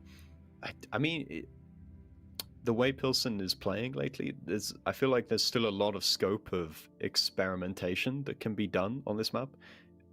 Apart from the base strategies of you send one guy into the strike in middle, and then you have a couple guys covering, and then we do this kind of dance over the 8-9-0 line where we're like, oh, we're gonna push. No, we're not. Yes, we are. No, we're not. I mean, Pilsen used to be a good map for Mafia when Frugo was playing there, so... Different times, though, and Storm are going very, very aggressive. That is a very committed lineup, and it will telegraph what they want to do in this game. Double 268v4 being brought, double Fosh B being brought, a 277 and 1 mouse. On the other hand, W also, like, double 430U, a Fosh B, and a 268 themselves, so we'll see how the 430Us get on against the 268s. That can be quite difficult if they're feeling shaky with the aim. If they're feeling shaky with the aim, I mean, I would hope they're not feeling shaky with the aim off, but you never know, I guess. Yeah, it's always 268 before. Even since the nerfs, it's always a bit of a nuisance to deal with. All tanks spotted out in the beginning of games, apart from the light tanks. A lot of tanks from Storm, you see the double 268 immediately turning as soon as they get spotted. So both teams trying to bait in the beginning. BZ going towards the cap from the side of Frugo, but Lackey in the 277 is going to get there first, which means he's going to start capturing that strike, and there is no way for W to reset it, but they're not interested in that. They're going to go straight, a full-on aggression into the cap circle. 3 in the cap at the moment, and how does Storm react to this? I mean, the issue is that the cap cannot work because of the airstrike that is currently available for the side of Storm. Baby realizes this as well and kind of wants to leave the cap already. He does actually do that as well. Push B now spotted going across the field. Frugo needs to be careful. Yuzek moving in as well from the 3 line. W needs to do something here because they're going to lose Frugo at the very least. It is a Push B and a mouse covering, but DJ now coming back in with his Push B. might find a Gotchi Baby if he doesn't back off on time. And there we go. Gotchi Baby taking one, taking two, and then one from the V4 as well. Three, another one is going to come in from DJ. Oh, that one doesn't connect though, but he does get one more on the way out. So Gotchi Baby dropped really low, 488 HP. And now we see the issue. Frugo getting a little bit owned in the cap as well. He's boosting through it. The strike is going to hit it as well. And W now desperately trying to overpush, but they're overpushing into V4s, Moff. Yes, this is exactly what Storm want. They want them to push into the V4s because the ability, if you shoot them, it only makes them stronger. Milo trying to get a critical shot in there on the RHM. Lukin, in the meantime, is harassing Miku. Miku can't really turn or deal with him, so Miku is just going to fall shortly. He's just an HP pinata at this point in the game. And the positions for Storm, they look more grouped up together. And W, they realize they've got to make some kind of play, but they're pushing into a complete choke point. Lackey can just back up around the corner, hopefully for his sake, so get support of his team. Click is trying to go in, but they're all going into a crossfire. They need to focus out the guns here. Lackey drops, Tark's pushing in on towards Yuzek. Jacob starts clipping out now, but the HP is so much in favor of Storm at this point. They've got double the hit points that the W tanks have, but they've got so many one-shots. They have indeed so many one-shots, and I think Jacob is reloading again, Moff, which is going to give Itox and Turks an opportunity to potentially kill this Forge B. I'm not sure if he's reloading. Lukin still has HP as well. Jacob is ammo-racked. Itox going from behind on this Forge B and his V4. Jacob now a one-shot for Turks. Lukin coming back in with the light. Turks to pick it up, and now Lukin will struggle a little bit against this V4. Can he get the shot? He cannot. The V4 paying off. Itox reloading, gives a shot, and Storm had a DHP, but no longer the case, as now Tarks picks up DJ and Itox picks up Lukin, and as the dust settles, W somehow take it away. But that was not very convincing, but if it works, Moff, it works, right? If it works, it works. I think maybe the Storm 268 V4s were a little bit too far forward. They were too easy to get pushed on towards from the side of W. It started off really great for Storm. DJ with a good clip into Got You Baby, but there were so many tanks left alive. W did a really good job at keeping the guns in the game. Yeah, keeping the one-shots alive was the win. Well, there was everything, right? It was the Fosh B, he's got that clip, but once Jacob goes on reload, there's not really much he could do, and even though they had that HP advantage, he was essentially useless, and Lukin had to make the critical plays, but even if he killed Itox in the V4, I don't think it really would have made a difference in this one. You never know about that, but yeah, maybe they're going to focus out in the beginning, but the rest of the team really performing there in the end game scenario. And maybe the ammo rack against Sir Jacob was also pretty huge, I'm not sure. Yeah, he wasn't able to repair it for a little while, but I don't know. Would that have meant that he would be able to get another reload off to kill, I believe it was Tarks in the 430U? Because that could have made all the difference for sure. Made all the difference for sure. But yeah, the V4s being a little bit too close, Moff, I think is the right call there. They had everything already. The V4 should not be able to just get overpushed and die, because the game is over. Like, realistically, Moff, the game is over. If the V4s are not able to get picked up in such a fashion, then they are fully surrounded with less HP. The comeback potential is not there. Yeah, even if they had one of them in just a slightly more anchored defensive position, perhaps, then that would have made all the difference. That would have indeed made all the difference, and they weren't. And now W edging ahead, but still very much worrying performances, Moff. There is not much between these two teams. It's scrappy. That's kind of how we like it from an entertainment perspective, but if you're looking at it going into the future, whichever one of these teams wins this game, versus Hit Them Run or Cashback, they just seem way more scrappy, and you need to be cleaner with your calls and your positioning to be able to take down one of those two teams. Now, for W's sake, they hope that they can continue this this streak, right? and are able to bring it home. But in the next round, Yeah. put some on match point them off. Yeah, I mean, you can't really get too far ahead of yourself. If Storm win this one, they tie it back up 2-2, and then we go into a best of 3 for the map. Pilsen could go either way, really. Could go either way, really. Let's see though. Storm bringing double for speed, double V4, an IHM, a 277, and a mouse again. Yeah, identical lineup from the side of Storm. W have changed up a little bit. They've swapped out a V4 for a 705A this time, so a little bit more HP in their lineup. We'll see what Itox is going to be used for in that 705A. Possibly to drive towards the strike, but he's going to be a bit slow, so maybe the 277 of Frugo. Actually, he might have just switched that on the fly, realizing that the timing to get to the cap strike, because he picked a BZ in the previous round, and never mind, he's not going towards the mid. Anyway, he's driving over towards the 1 line without any of the support of his team. W very much committing towards the field side of the map. Cliff doing some early spotting runs in the beginning. We've got Lukin in the sort of default sniping position in H8. He's got to be careful there because that's a very commonly planed location. But Jacob with a very early move here in towards the strike, takes 1 shot from Frugo. That's going to force Frugo to run away. So early strike taken by Jacob as both teams jostle for map control.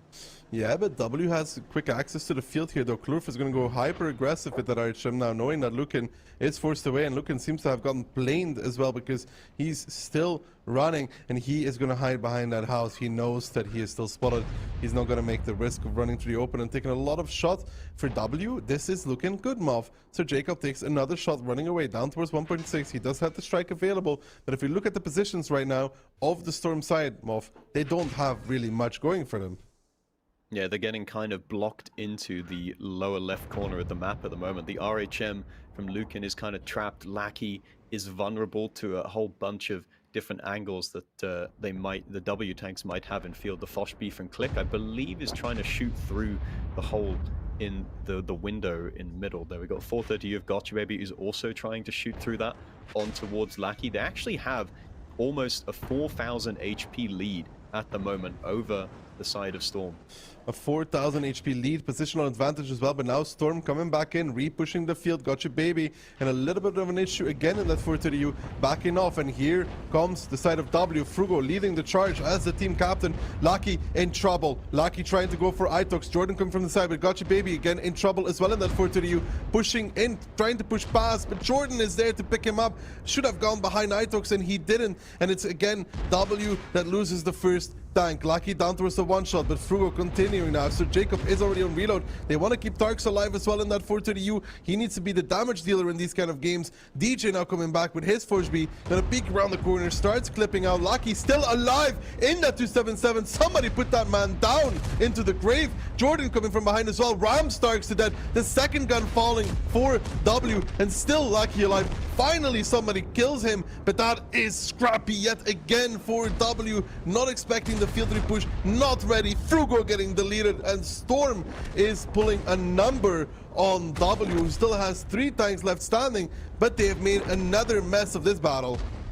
Yeah, Itox left all alone now in the 1v4 situation. There's nothing that Clerf can do realistically to support him, so Itox is just going to melt shortly. I think W just had too many tanks spread out across the map. They were the ones that went for the push, right? They were the ones that brought the aggression to Storm, but they just didn't really need to do it. They didn't need to make these kind of plays, and Storm were very grateful. They just came straight back in with the Foch Bs, with the 268s, and made a very calculated repush.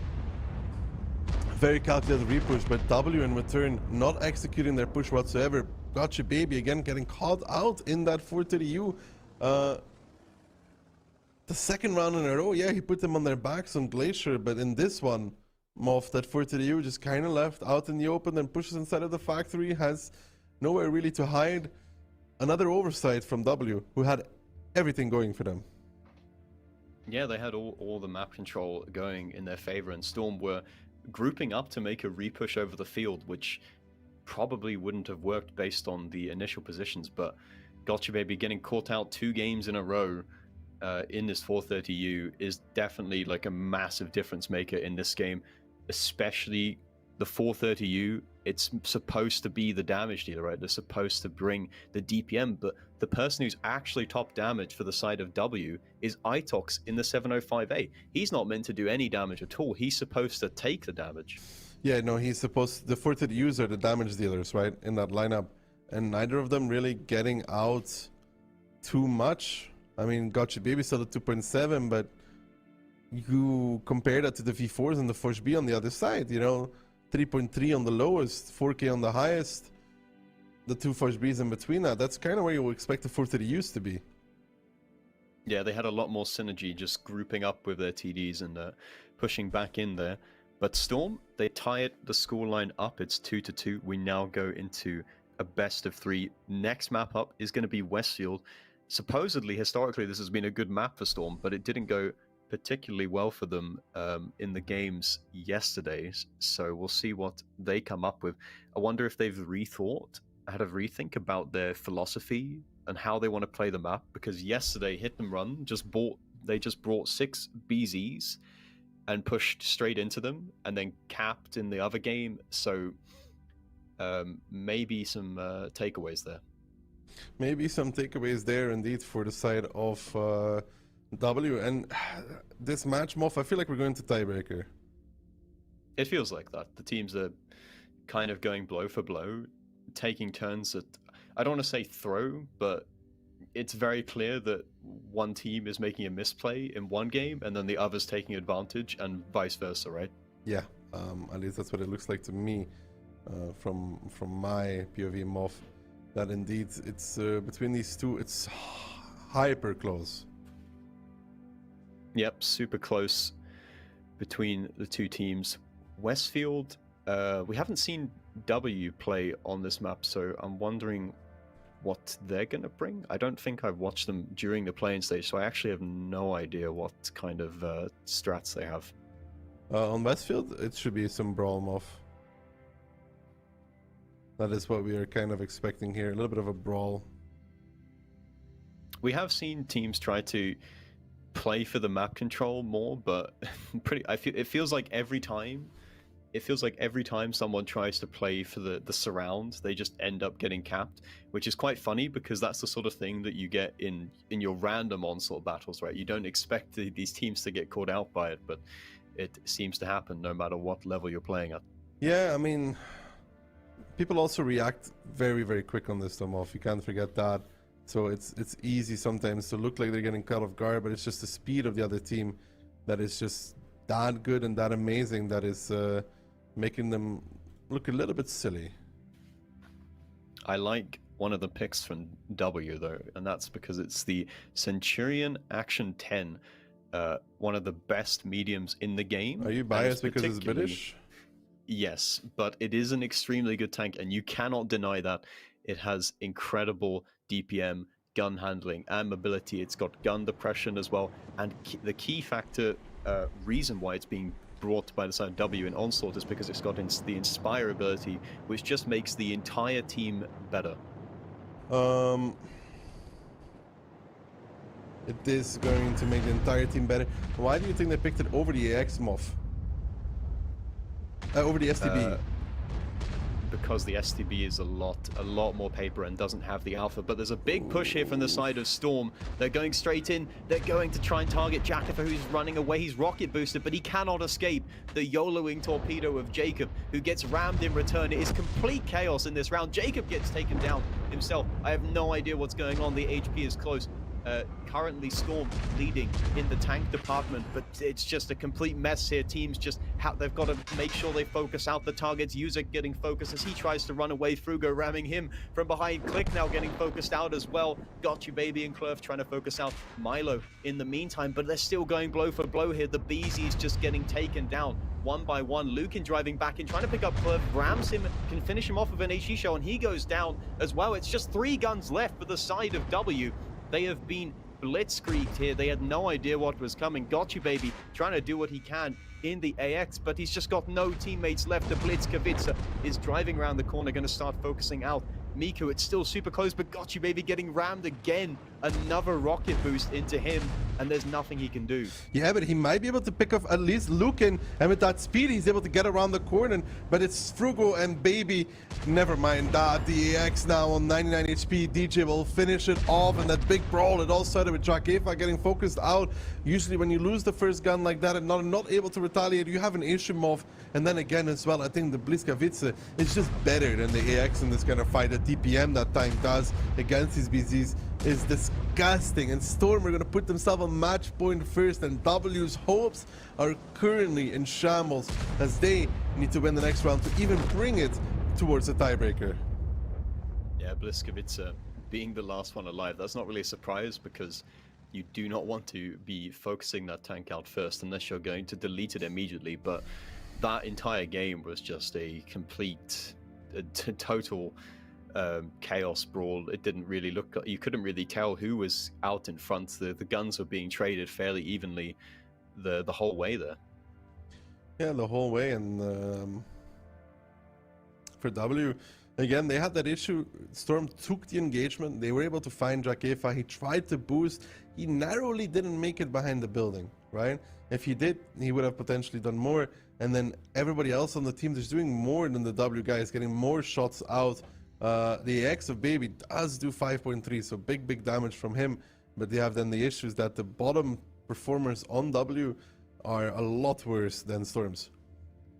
I think they Storm was just able to edge out that initial advantage, right? They were able to pick off Jakifa so quick. It was traded out very quickly, but Jacob in the Foch B, right? He was the tank that W decided to focus out first, but Jacob's still got a clip off, right? And that's really all he needs to accomplish there. If he gets a clip off, oh, he only did 4 shots, but he did a pretty big ram. So it didn't really matter that he was the first one focused. I think Storm would actually be quite happy that he was the first one to die because it's going to take him a long time to reload and get the DPM back. And yeah, this is true. They did get that initial advantage, and now for Storm, it's up to them to bring it to the closure on Westfield. And they really like playing this map because they played it twice yesterday already. Yeah, they do seem to keep picking at it, and they definitely think it's their kind of stronghold pick in this format. W on the ropes now. They're going to have to win this one. Otherwise, they will be knocked out of the competition, and crucially, they won't have the points to qualify for the league format of Onslaught. Yeah, a lot on the line here for the side of W. This is the moment where they, show the kind of team they are, if they can overcome this, or they just lose and it's like, well, what was all this training for? You got to show what you're made of at this point, right? If you're going to come back and you got to win 2 rounds in a row to take it.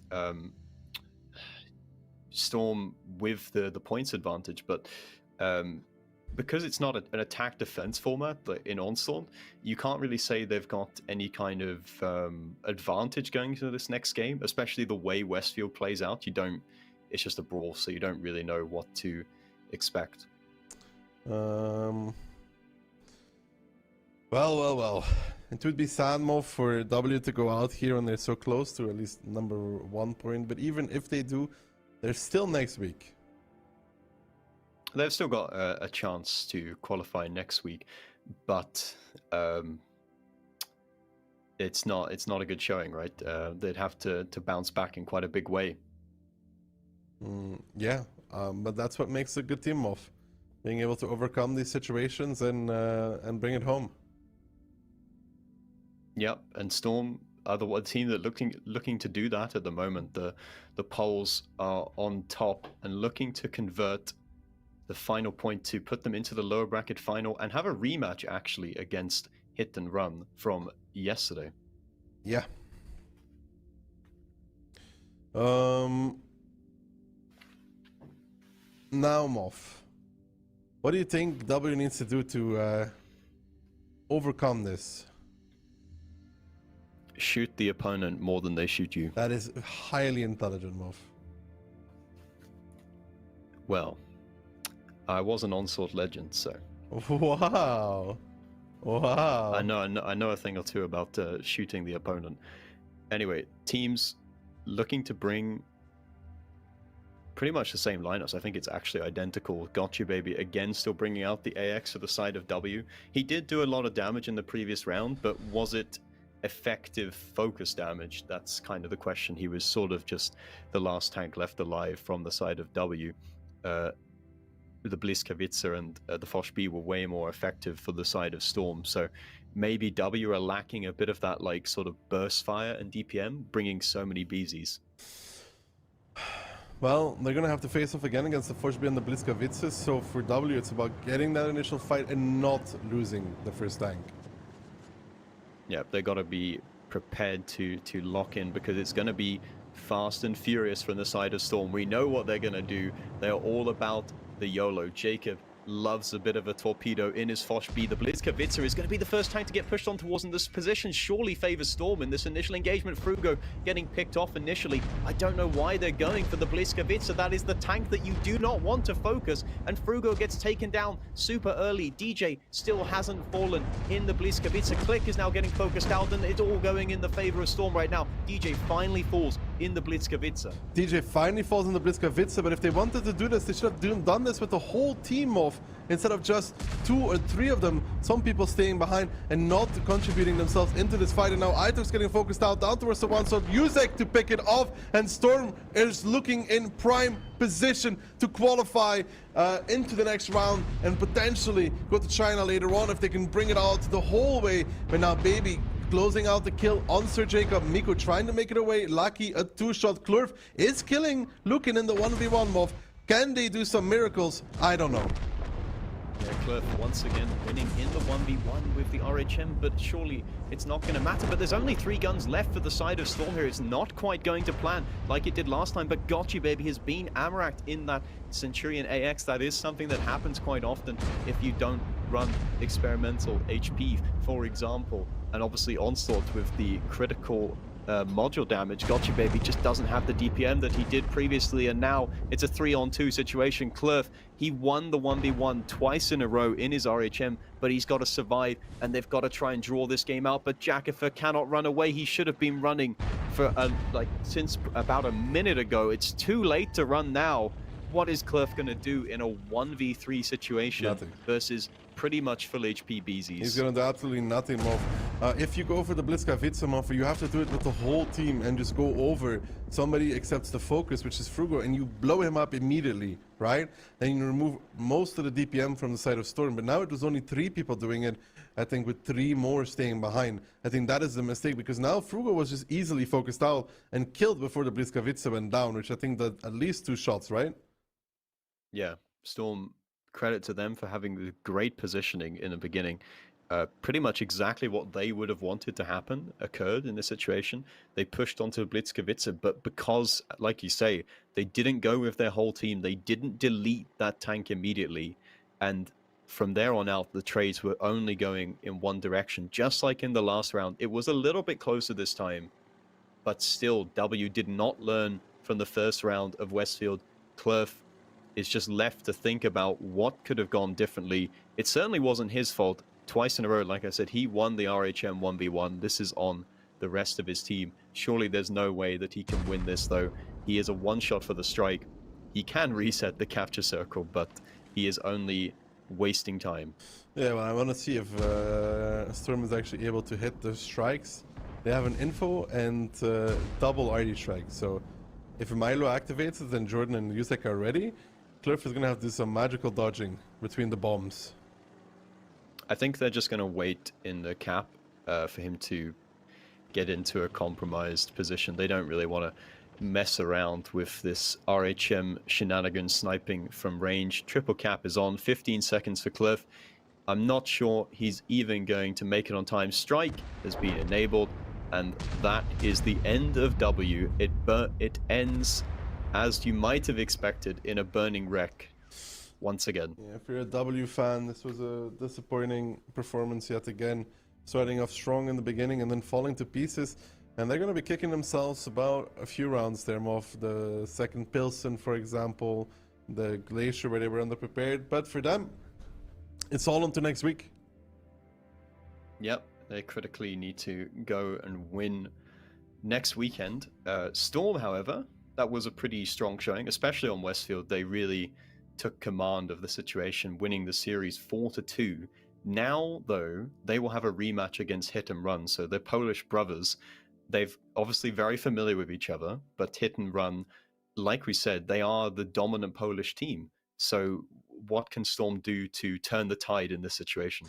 Well, I don't know, Moff, but we will see what they bring in the next one, yeah?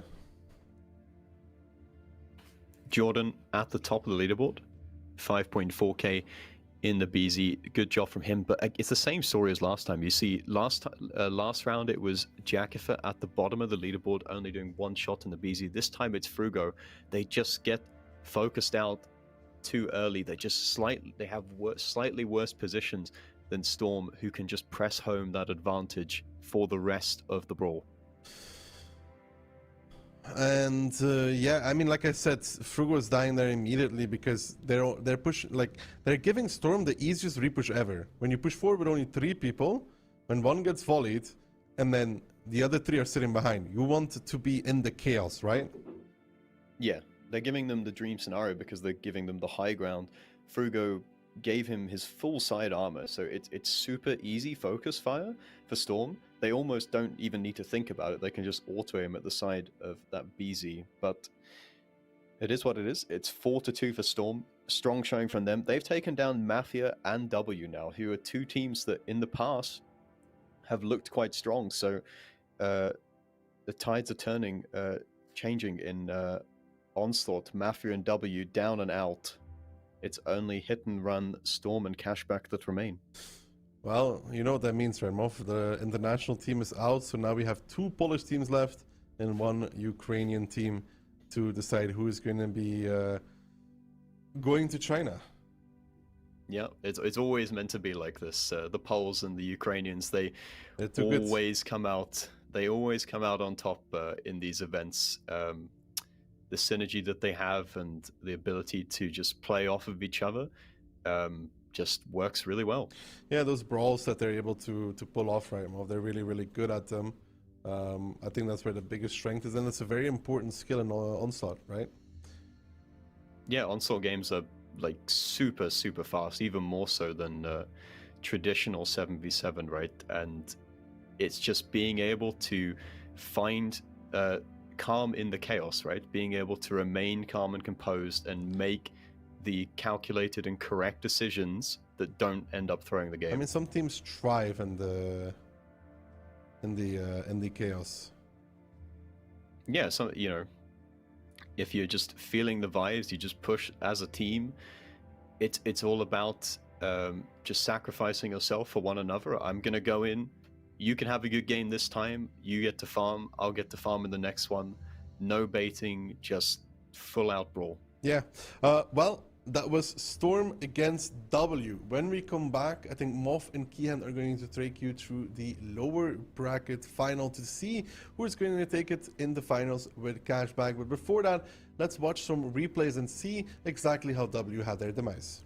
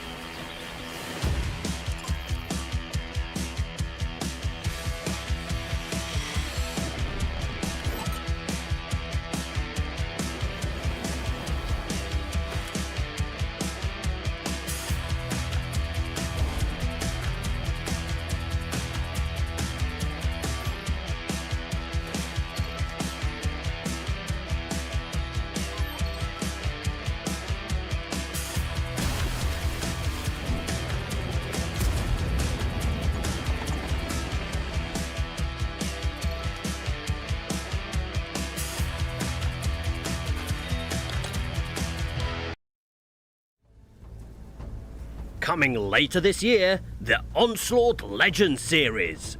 This is your chance to make the event truly awesome by boosting the prize pool and getting a cool 2D style and other goodies in the process. Contribute now.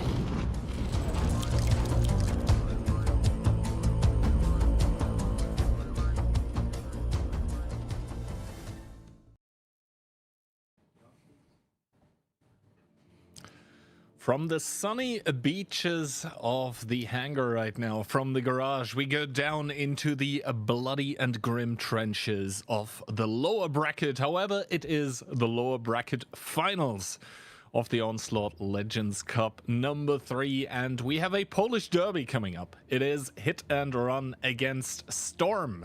Now, Storm, we just saw them win out against W, 4-2, and W looking kind of shaky. Storm dropping some rounds as well that they didn't need to, and now it is do or die for either team. But Hit and Run, they've looked very, very strong so far against any team that was not called Cashback. Yes, Cashback do seem to be the biggest hurdle that they've got to overcome at the moment. It's not really a common thing for these guys from Hit and Run to actually be in a lower bracket. Then it's not really something they're familiar with. It's not something they're familiar with, and maybe they won't have to be here for long. It is best of 7, first to 4 once again. Only the grand finals, so the match after this one is going to be a best of 9. But yeah, obviously those two teams did not know yet that they were going to be playing against each other, which means right now they are still doing the live pick and ban in between each other. That gives us just a little breather to look at the lineups once again. Hit and Run, the, I guess, Polish old school juggernaut with some very recent changes in the team after the team of Opór, another Polish team, had disbanded. Basically a little bit of shake-up, but I wouldn't say that it really weakens their lineup because, yeah, any one of those 9 players here is absolutely capable of clutching it out if it needs to come to that. Yes, for those that are wondering, if you see Franek there, that is a player of Moneros, who's renamed as he slides out of the shot there. Storm, you know, they've got a lot of known players as well, but Hit and Run always just have the best pick of the bunch. But these two teams are both very familiar with each other in all different formats of Onslaught and 15v15. Now, Storm, they do have 8 players remaining in the competition, and they do have a shot remaining at the upper bracket final, and at the grand final, and that is obviously where both of those teams want to go. Both of those want to go to China. Both of those want to take the main cash reward for this tournament as well. There is one of those. And as we get closer and closer towards answering more questions, which would be, first of all, the pick and ban, who do you think is going to take it here? I think that it is going to be domination by Hit and Run. And I say that because the first of all, when they played yesterday, it was 4-1 to Hit and Run. But look at those community predictions. They are completely against the trend of what I would have expected.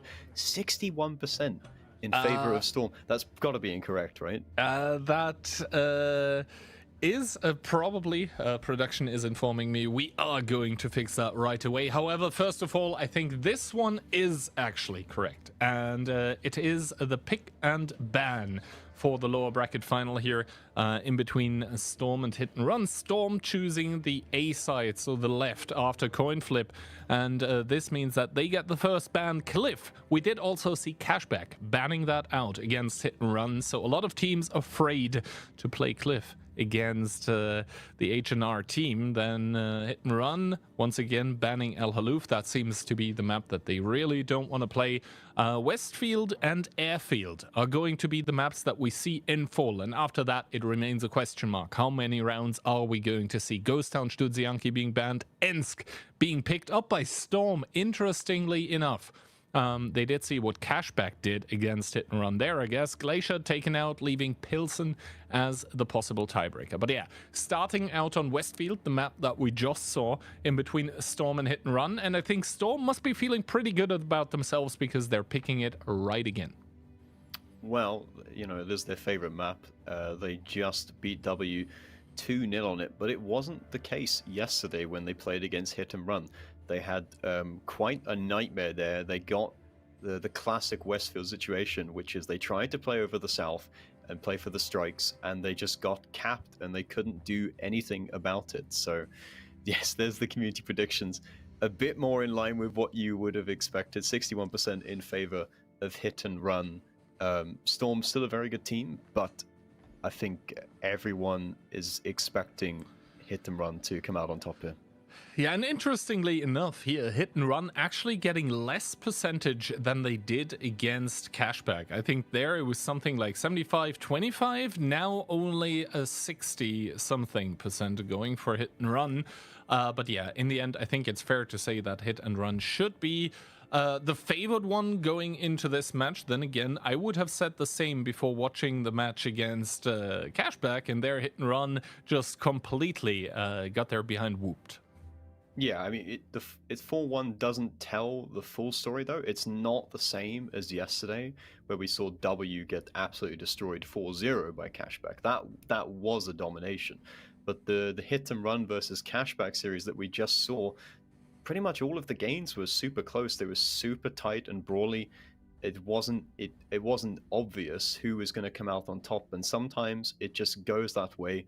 You don't get the points on the board, and you just find yourself losing very quickly.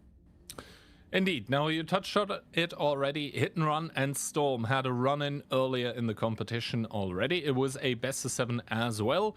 It was the upper bracket semi, and Hit and Run ended up winning pretty convincingly, I would say there, 4-1. It was kind of smooth sailing for them, but obviously now the stakes are a little bit higher, and the pressure is going to be up there as well. Do you think that is like kind of a confidence booster for Hit and Run going into this one? Like, yeah, we did lose against Cashback, but, you know, some rounds unlucky. But now we have sort of an opponent which we beat already yesterday. And, well, you know, if nothing substantially changes, we should be able to, like, just quickly get this done and dusted with, and then just hop on towards the grand final and then hopefully get our revenge against Cashback. I think they're thinking, okay, we lost against Cashback, we'll review how we want to reapproach that, and they're just thinking, oh, okay, it's Storm, we just need to sweep them aside, and then we can think about the grand final. I really think that's how they're approaching this.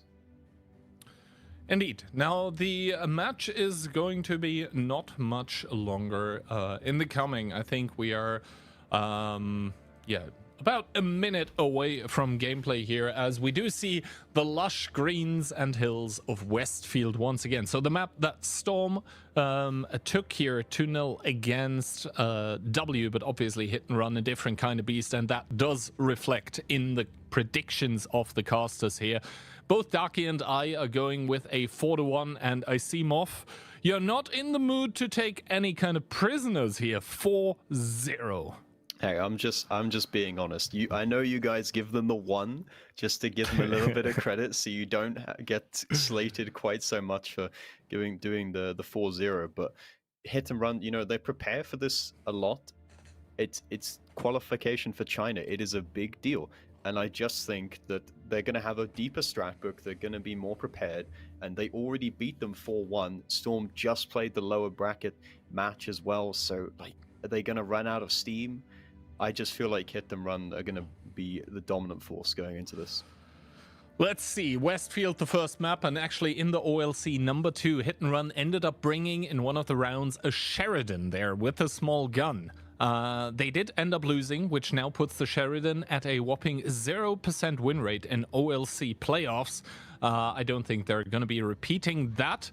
But if they do and win, then, well, we would be at 50%. But let's get ready for the lower bracket final of the OLC number 3. It is Hit and Run against the team of Storm. And are they going to be able to unleash the tornado, or are they just going to get absolutely stomped by their Polish brethren is the question. We just saw 2 huge brawls coming out on Westfield, and now it seems like that is going to continue because Hit and Run are looking to get up close and personal immediately. It is quintuple BZ75, the Błyskawice, and the Rheinmetall. Yeah, so both teams bringing the Polish TD, gonna give them the Polish buff here. Hit and Run yesterday, they brought 6 BZs and 1 RHM, and so they haven't changed away from that strat that much. But with Sir Jacob bringing a CS63, you'd imagine that Storm are going to play a little bit differently. They can't just go for this sort of brute force push over the middle. Sir Jacob's going to try and do some kind of cheeky off-angle flanking here. And now both of the Rheinmetalls not missing a beat, all information available to either team. And we do see the Rheinmetalls kind of splitting off towards the southeastern part of the map, at least for Hit and Run, that is. The Rheinmetall by Storm kind of lingering close, starting to get the airstrike as both teams are sending those BZs towards the cap, into the cap, so that's not going to be an issue. Initial trades, however, coming out, Piotr taking a beating, but Jordan likewise, and now it is sort of this stationary kind of warfare, but there comes the strike from the Rheinmetall, and it is a huge one immediately, 1400, and now Storm starting to press the advantage, but Jordan is on low HP, Franek down towards a one-shot as well, the Błyskawice are starting to come in, so Jacob from the side as well, so far no kills however. Yeah, but look at Storm, Lukin has come in from the flank in the RHM, Mentos is completely out of the fight right now, and the strike is only going to help Storm. They're up in HP and they have more guns in the game at the moment, but they need to concentrate here. This is where Hit and Run thrive, in the chaos, and Milo is going into a position that he really ought not to be going in, just sacrifices himself while the rest of his team is focused on other targets. Yuzek now going in as well, unnecessarily, while the rest of their team are dealing with Monster. They've thrown away a bit of an advantage that they had here, and Yuzek is now in trouble. He realizes he's trying to boost back across towards the rest of his team, but they've just given Hit and Run a way back into this match. A way back possibly, but Pan's Fury falling makes only 3 guns remaining for Hit and Run as Yuzek drops down towards a 2-shot here. T-Sec starting to come in, comes in with the ram, puts him on towards a 1-shot, but bounces his shot actually. That's a crucial one to miss. Ketsai with the Błyskawice to pick it up. 3 versus 3. Ketsai taking another shot, but remember this is a Błyskawice. The DPM only gets better if you shoot it, and he's now face up against that CS63 as Mentos in the Rheinmetall bites the dust, and Ketsai the same thing in the Blyska. Storm, the underdog, storming into the match like a tornado, and they're gonna pick up round number 1 on Westfield. They almost threw it though. But this is very important for them, right? This is very key. If they want to get a foothold in this match, they've got to win it on their home turf. They've got to win it on their map pick of Westfield. Not just for the points on the board, but also their own belief that they can win. Indeed, and the belief must be there now. What a display of dominance coming out from Storm's 3 tanks available there at the end, and I think the strike really was the huge and deciding factor. That was essentially 1400 damage for free, dealt by a tank that was not going to realistically contribute to the fight a lot. That was that RHM doing a lot of damage early on, and after that he came into the fight and contributed too, but realistically the RHM on the other side, Mentos, he wasn't really having much of an impact when compared to Lukin. You can see 4.5k to 2.5k, and with damage being dealt, it's always important to keep in mind at which point in the fight it's actually being done. Like, if you stay alive for very long and you do a lot of damage, good for you, but if you're actually able to contribute at the start of the shootout, this is when it is important, and Lukin just having more impact. Yeah, Lukin, Mentos was really out of the fight for a long time. And being out of the fight, Lukin was able to sneak into that strike. So he took that. I think he striked 4 or 5 people. So he got to do a strike on 4 people is 1400 damage for free, right? So that's essentially like doing a full clip. So the RHM really punching above its weight in terms of the impact it's supposed to have in this kind of a round.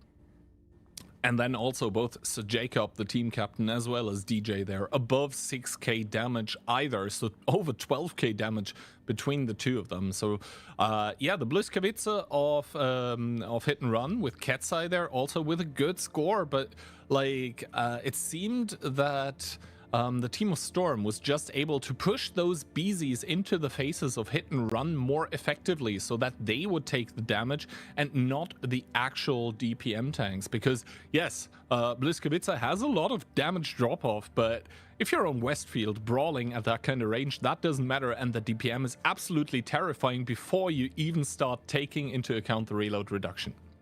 Yeah, being at point-blank range in the Bliskovica is where you want to be, even though the tank's armor profile wouldn't suggest that. But also, just by Bliskovica, it always feels like you're either going to have a terrible game or an amazing one, right? Because you're either the first tank focused out by the enemy team or the last one focused out. So you're either going to do maybe 1 or 2 shots or end up being top scorer on your team.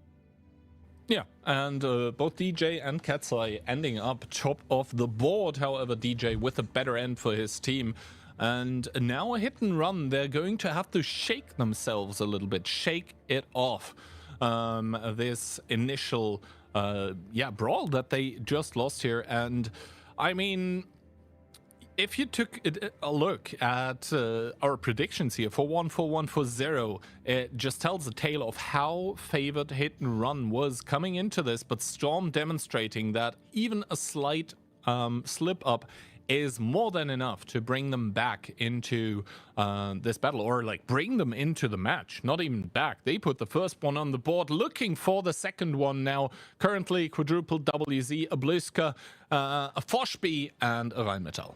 Yeah, Storm defaulted back to what they brought against W earlier today, but all of these rounds on Westfield are pretty much decided like in the beginning of the brawl, right? Storm, they get this early advantage and then they just drive it home for the rest of the match, and it's very difficult for the opposing team to recover from a deficit like that. Storm almost let them back into it by kind of suiciding a few tanks, but they were able to come out on top. So Jacob there in the Fosh beat, he's going to be activating that torpedo once again, going to try and go in and get an early clip before he goes down and give his team the advantage. Now, once again, both of the light tanks get the full information over the enemy team, and now this time Lukin opting and choosing not to go for the close arty strike, instead lingering around in the middle, and Mentos not touching the point of information either. Now Hit and Run, they do want to retaliate after the round number 1. Monster and Franek taking the outside, Pansfury, Piotr and Tsek with those BZs forming the front. Tsek transferring over, the same can be said for Pansfury. All of a sudden Milo in a difficult situation, and Piotr singled out as well. Full on mayhem once again ensues, but Piotr immediately down towards one shot. DJ there in the Bliskovica, the one to get focused, but Piotr the first one to the grave, and now they need to take out that Bliskovica here, as they do. Katsai getting saved as well, and Storm, they have the better engagement, they have more HP, but can they once again put the pedal to the metal? It looks like it. Double kill again. This one is even more one-sided than the previous round. Storm have a 2k HP lead. They're up in guns. Hit and Run try to bring the aggression to them, but they end up getting battered here. So Jacob just driving into Monster with his Fosh B, clipping out the situation. Is looking very good for Storm right now, but they've just got to keep it going. Lukin is going to fall to Mentos, so Mentos, if the game can go into an end game scenario, a late game, if his team has enough HP, he could try to do something, but Franek is getting hunted down. He's desperately trying to climb back up, gets the rocket boost active just in time, and that is wasting valuable time here. HE shot from Pansfury on the rear of Sir Jacob, but Jacob critically had his Fosh B ability active, but it doesn't matter. He falls to Franek there, who's now getting rammed, but it's a 2v3 situation. The BZs from Lackey and Yuzek, they need to pick off Franek and Pansfury in the 1v1. Oh, sorry, it's a 2v2. Mentos actually fell in the background. I didn't realize it's a straight 2v2 between these BZs. Franek down to 1300 HP, but Yuzek doesn't connect the shot. There's a gun block from Franek, and that could mean everything in this situation. The HP evened out again. Indeed, the HP are even. Now it comes down towards the reloads, and Pansfury is doing a beautiful job of shielding Franek, who puts one in towards Lucky, but 2 shots coming back from the boys of Storm, and Yuzek is in a hold down position. Yannick getting now prevented from Lucky, who pulls the no U card. Yuzek down towards still a 2-shot, 722, about to be reloaded, about to put in another shot, and you can see how awkward this engagement is as Franek goes down towards 1 shot. Yuzek still on 787. Pan's Fury with a good one in towards Yuzek, down towards 98. And now it is just about who can pull off the kill shots here. And that's going to be Yuzek here, 2 versus 1, putting in another into Pan's Fury. However, Lucky is very, very low HP. Yuzek starting to get healed. A 1 versus 1 is what it comes down to on Westfield. Pan's Fury against Lucky with the shot advantage for the man in blue. This is the ultimate skill issue test right here, Kihan. A straight 1v1. There are no excuses. The gun blocking is going to come in. They're wiggling. Look at Lucky trying to hit the weak spot, but doesn't connect the shot. It bounces on the cupola. Unfortunate for him. He's up to 6k damage already, but it's not. If he doesn't connect these shots, then it's all going to be for Nor Pansuri. Takes the advantage in the 1v1. Doesn't connect the shot either. They both bounce. And this 1v1 will go on for as long as it needs to before one of these guys finishes off the other. Who has more heat shells remaining is the question at this point in time. Lucky certainly not lacking in that department. But yeah, the low roll here. And the cupola, finally, he does get one. But it does low roll in the damage department. 698 remaining on Pan's Fury. Lucky also on a 2-shot here. And we do see what both of these players are capable of in the aim department. Lucky dropping down towards a 1-shot. And the roll is not there. 642 by Lucky here. Pan's Fury down towards 56. Lucky probably reloading HE at this point, but Pan's Fury, he doesn't have any boosts remaining, but he gets the shot in the shoulder blade. He does secure the equalizer. A drama unfolding on Westfield, but Hit and Run are able to claim their first point in the lower bracket finals. That was a fabulous end to the game there. Hit and Run just about coming out on top. They're certainly not dominant as I would have expected, but I thought Hit and Run had it anyway because Mentos was alive, but somehow he went down. I guess he must have been picked off by one of the BZs from the side of Storm, but that you could see the 2v2 at the end. They were both just so desperate to shield their teammate, to keep them alive so they could do an extra shot. And it was so close in the end. It's so tricky in these 1v1 situations. But look at Pan's Fury, and you have to feel for Lucky as well. Both of them doing so much damage. Pan's Fury coming out on top, doing 8.6k for his team. Lucky loses a battle while doing 7.3k and 3 kills. That is a bit of a heartbreak. And you know, in that POV perspective that we saw, I did see 2 bounces on Pan's Fury's cupola. So he was really clenching his butt cheeks together. There was, yeah, probably a bit of unfortunate pen rolls going on. But it's the second time that I say this today. RNG giveth, and for Lucky in this case, he was kind of unlucky. RNG did take, and it took a lot away from him here. Pan's Fury, I mean, palms are gonna be sweaty, knees weak, and arms are gonna be heavy. But Mom did cook spaghetti, and he did cook a victory for his team. And now after Westfield, which was Storm's pick, I think everyone needs a little breather as we are headed towards Airfield. And I think that is the first Airfield that we see in the EU OLC playoffs, at least.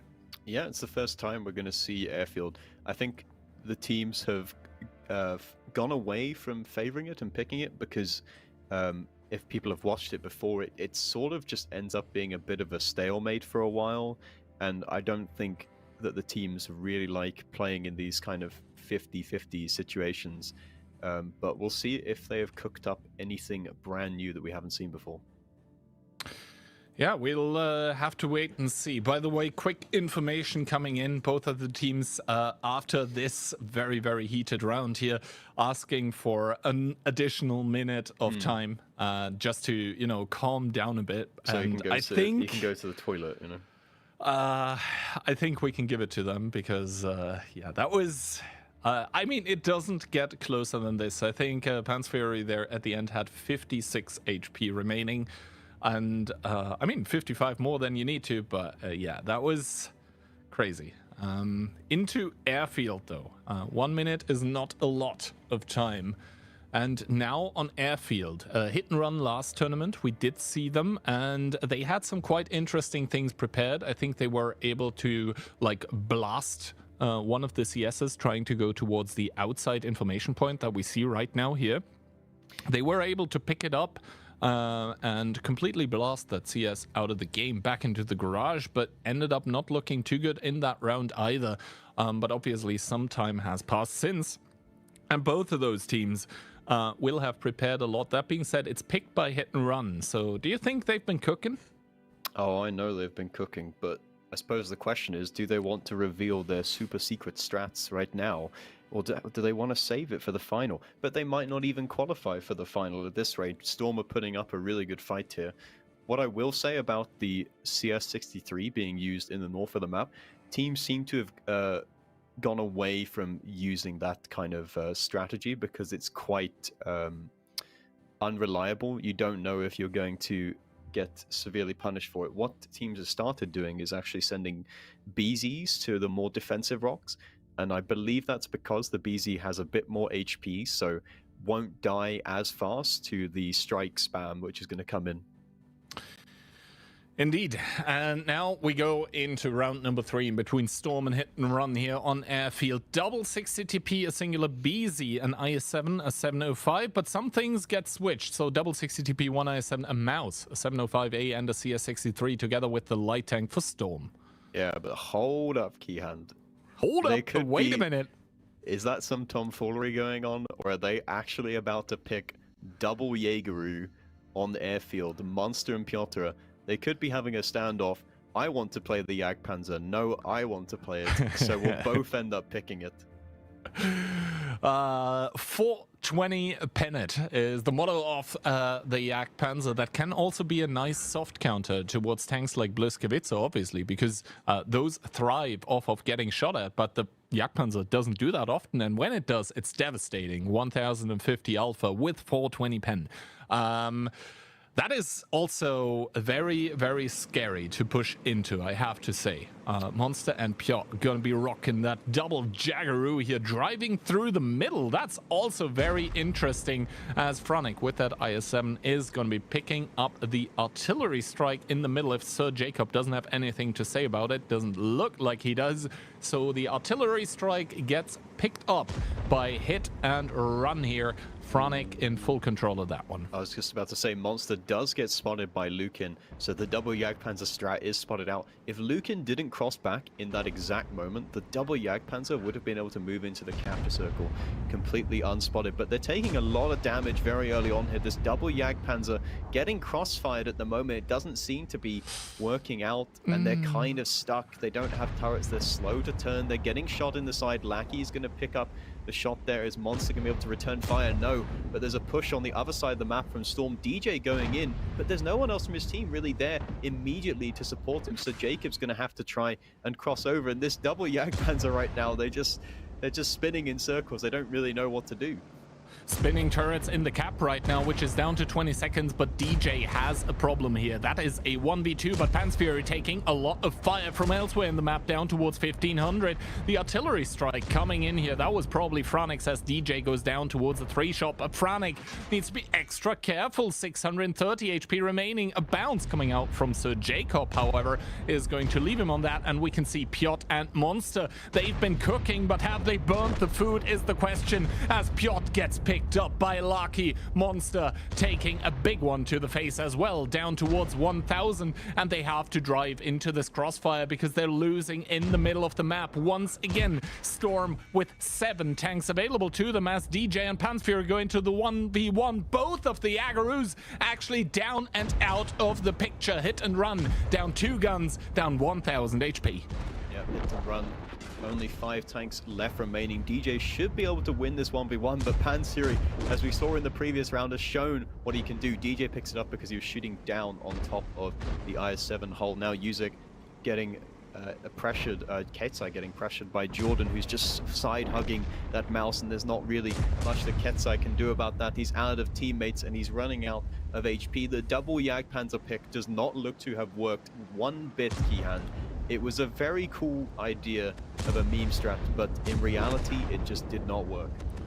Yeah, the double Jagdpanzer here absolutely blowing up in the faces of Hit and Run. And now only Tsek and Franek remaining against 4 very, very motivated Storm tanks. And once again, it is going to be the team in blue if RNGesus does not have anything crazy to say about this round. And to be honest, this round number 2 on Westfield, like there were 2 cupola bounces on Pan's Fury. This could, after this round, as well be a 3-0. Yeah, it could be match point for Storm at this point, if not for the heroics of Pan's Fury that we saw in the previous round. But Storm, they look like a completely different team, or maybe Hit and Run look like a completely different team. This is not at all what we expected in the predictions. Storm taking the commanding lead, and the Jagdpanzers, I don't know. You know why they're picking them, because of the ability. If you shoot me, I get to reload faster, and that 1050 alpha comes back. But I just can't help but think that super heavies, 60 TPs, or perhaps Mouse or E100 would have just been so much more flexible in that situation. Yeah. The CS63 strike now coming in towards Franek, putting him down towards 10 HP. That takes away even more possibilities from him. Not that he has any left to begin with, as Tsek also goes down towards 652. Lucan is going to peek from the side, is going to cheekily pick up Tsek as Franek bites the dust as well. And Storm, just like that, ruin all of our predictions. They're not possible anymore. They do claim victory in Airfield number 1, which was Hit and Run's pick. It is 2-1. Yep, Storm going up 2-1, 1-1 on the previous map. Are we going to go 1-1 on Airfield as well? Somehow I doubt that the double Jagdpanzer is going to come back in round number 2 of Airfield. I don't think it just didn't work, did it? They were crossfired. They took a whole bunch of initial damage. And of course, because it's a tank destroyer, even though it seems like it's a super heavy tank, it has less HP than, for example, a 60 TP or a Mouse.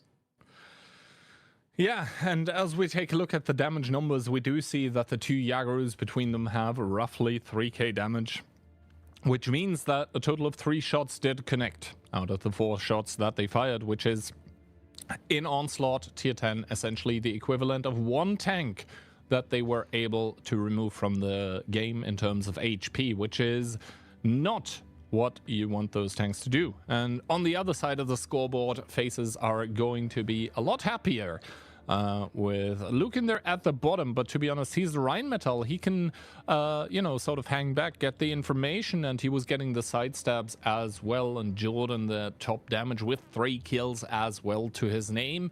But yeah, Hit and Run, maybe with their minds already in the final, they do stumble over a roadblock here. That roadblock is Storm, and Hit and Run, they do have to overcome it. They first of all need to once again equalize the scoreline if they don't want Storm to run away with it. And obviously Storm, I mean, they really do look like an absolutely changed team.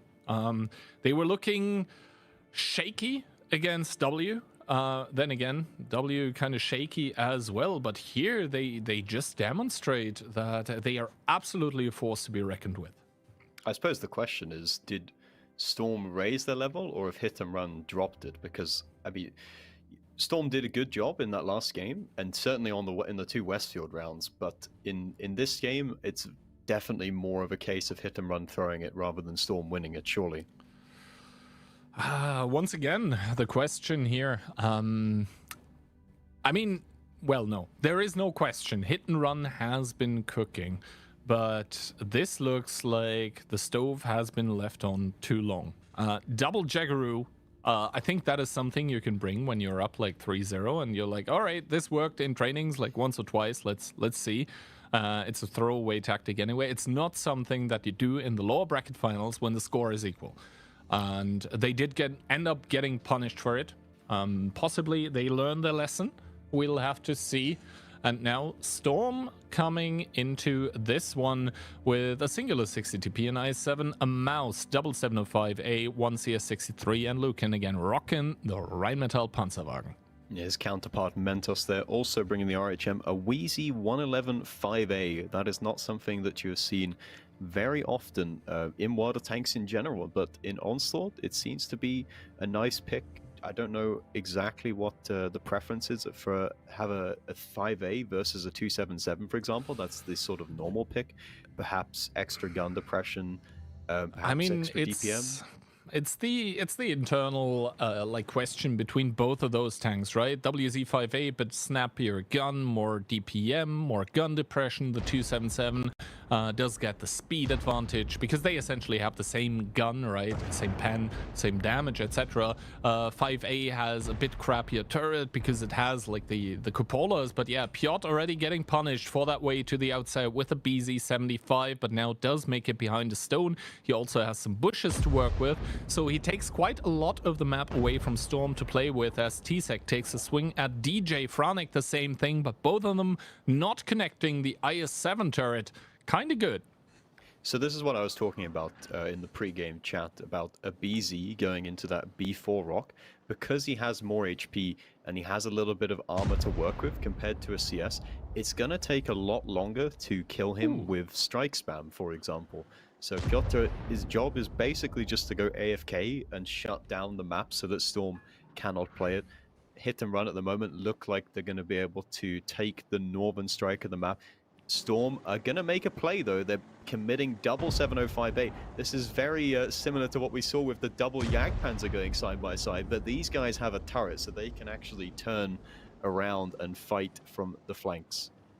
By the way, DJ there with 2 blind shots twice took the track off of Franek only, and actually Jordan and Milo not setting their sights on the cap, booking it straight through the center of Airfield as shots are starting to come in. And Tsek now completely caught out of position. He does have Mentos kind of to help him, but the thing is he has been flanked and he now needs to stay safe from that double 705 as Sir Jacob with the DPM of that CS63 starting to come in. DJ with a good connection as well, so Tsek is singled out for the team of Hit and Run. Storm, they do have the HP advantage, and they also don't have that BZ75 that was in B4 that is out of the game currently, and the collapse is coming by Hit and Run on towards those 705s, but those are very beefy, very meaty. They are shooting back, and Pan's Fury is bearing the brunt of the damage. Yep, trades going on all over the map. The RHM 1v1 is commencing at the moment. Storm get the first kill of the round.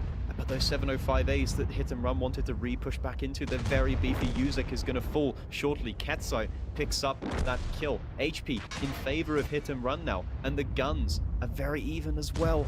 And Mentos critically won the 1v1 in the RHM, so he's going to be able to provide crossfire support. That's damage that's going to add up over time, even though he doesn't have a hard-hitting gun.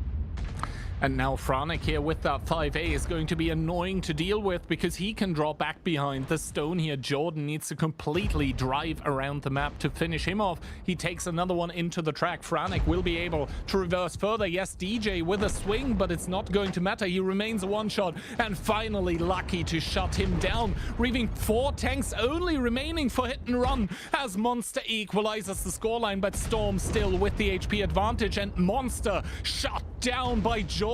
4 versus 2. Storm setting the sights on the match point. Piotr doesn't have any DPM to deal with all of those tanks here. Ketsai still healthy in the mouse, but against 4 guns, what are you going to do? Jordan with another big shot. Sir Jacob helping from the sidelines against Piotr as well. And Hit and Run, the vast favorites here, getting shown, getting schooled by Storm. They are in the lower bracket finals, but this might be where the story ends for them in the OLC number 3. Incredible stuff. The underdog showing up and showing off. Yep, Storm taking the competition by storm. Mentos again, though, he got picked up in like off-screen death. Someone was pre-aiming him and he got caught out, just like we saw on Westfield. I'm not sure whether he got striked or what happened there, but it looked like Hit and Run. It was like, okay, we're going to go into an endgame situation. You saw Piotr was trying to take some distance there, and had Mentos been alive, perhaps they could have been able to work out something if Mentos was alive in this situation. But as it is, it's going to be Storm going 3-1 up in this lower bracket final, and this is not what anyone expected at all. absolutely. Storm coming into this lower bracket final, and I have to sort my thoughts here for a second, because I think everyone believed that hit and run for them, it was going to be, I mean, maybe not an easy task, but that, you know, they would be coming into this one and like, hey guys, we're hit and run. We are the best Polish team, and we are looking for a rematch against Cashback. But Storm are like, nope. You're, you know, hit and run, they think they're the best Polish team on the server, but Storm are like, you're not even the best Polish team in this match, guys. 3-1 match point Storm. Crazy. Hit and run competing. Are we the best team in the world? Storm clap back and say, you're not even the best team in Poland, bro. What are you talking about? Crazy. But yeah, Pan's Fury, I mean, 2 shots of damage for him. And to be honest, like that double 705 through the middle, they did end up like getting stopped. Let's be real. Those Storm 705s ended up getting stopped, but somehow managing to stay alive. And then Bad P coming out from the Rheinmetall player by hit and run, dropping a gun there. Franek with the 5A. He's supposed to stay alive. He's supposed to DPM. He, you know, made it very annoying for the enemy team to pick him up. But at the end, it still happened. And once again, hit and run are left with a round where somewhere in the mid game it all goes wrong. And I want to remind you of the second Westfield that they only won because Pan's Fury all of a sudden started whipping out the wheelbarrow and just carried his team over the finish line. If that hadn't happened, we would be right now at an incredible scoreline of 4-0 Storm. So right now, incredible things happening, and now we're going to Ensk, which might be another problem for hit and run, because we did see them play it against Cashback, and there they lost 2-0. Yes, one of the rounds was extremely close, but it doesn't take away from the fact that they ended up dropping it without taking a single round. Yeah, we're going on to Ensk, and then we've still got Pilsen as the decider if need be.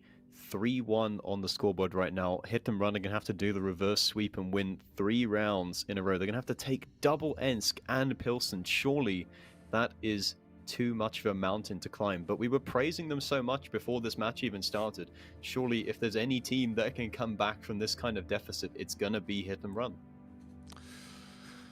Yeah, it is right now do or die for hit and run if they want to book the first plane tickets to China. And that is something we also haven't mentioned yet. Hit and run, currently, they are the defending champion. They did win last year's WCI, granted. It was attack defense, not onslaught. Still 7v7 regardless, however. And it would be crazy for the team that basically made it so that EU now has 2 spots to come back to WCI. For them not to even like make it there. There is a second chance. There still is the tournament next weekend, which is doubling as the OLS final last chance qualifier, where we are going to lock in all teams. So some safety net remaining, but I think, you know, this is... yeah, I am at a loss for words right now. I don't even know how to exactly put it to describe how crazy it is that Storm is schooling hit and run. Well, it's not over yet, Storm. Sometimes the hardest round to win is the final one, and they probably a little bit shocked themselves, like, oh my god, we're actually winning. But or maybe they knew this was going to happen all along. But hit and run, if they do lose here, you got to think, like, from the other team's perspective, all of those guys who are going to be in that last chance qualifier next week, they're like, guys, come on, why didn't you just win? Like, now you're going to take our spot, our last chance spot that we could go to China with. So those guys are all going to be praying that hit and run come out on top. Or maybe Storm, they have turned it around, and maybe Storm are the ones to be feared. Yeah, possibly. I mean, predictions there, all, you know, let's take them and let's forget about them, because... what predictions? I don't see any on screen right now. But yeah, we are into what might be hit and run's last round in the OLC number 3 here. on Ensk, and they are trying to stay alive. Piotr with that IS-4, Franek with the IS-7. They're also bringing a Foshby, a V4, an E3, and another E3. I was ready for an E4 there, together with the Rheinmetall. Yeah, both teams bringing an RHM to Ensk meta, so very confident in their light tank players, and they've shown that they're both very capable so far in this series. Hit and Run a bit more TD heavy, and Storm have gone a bit more with those high HP super heavies. Once again, everyone spotted out in the beginning of the game. We've got a split from Hit and Run, who are sending a Fosh B of Monster and Tsek in this 268v4 over towards the JK line, so looking for a little bit of city control. Indeed. So Jacob getting sent not too far into the city, but somewhat far. Takes a shot immediately, though. Good one by, not sure who it was exactly, but yeah, Hit and Run trying to establish rails control here now with that double E3. Pansfury with a good number into Uzek, and Hit and Run on the field do secure the first RT strike as Katsai puts one into Jordan, who's crossing down towards the southern area of Ensk, of the city.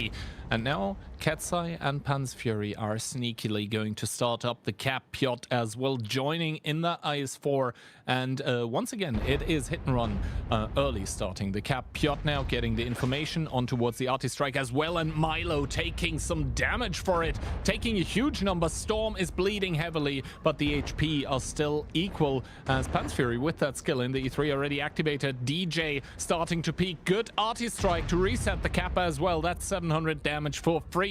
And now we have to see how Storm react to what Hit and Run is doing. Yeah, Franek's in a bit of a tight spot here. You can see the 60 TP of Lackey's got a side-scraping angle. Going to be difficult for Franek to deal with that one, but Storm have bled a lot of HP for trying to push into the city here, but Monster is being crossfired. The RHM is behind him shooting high pen, high explosive rounds into his rear, and he falls very quickly there. The first gun to drop in this game, and Tsek doesn't have that much health himself, so Storm looking to have won the city. But what's going on in the middle of the map? Jordan has somehow ended up in the middle of everything. He picks up a kill on Pansfury, but he's going to fall shortly in the meantime.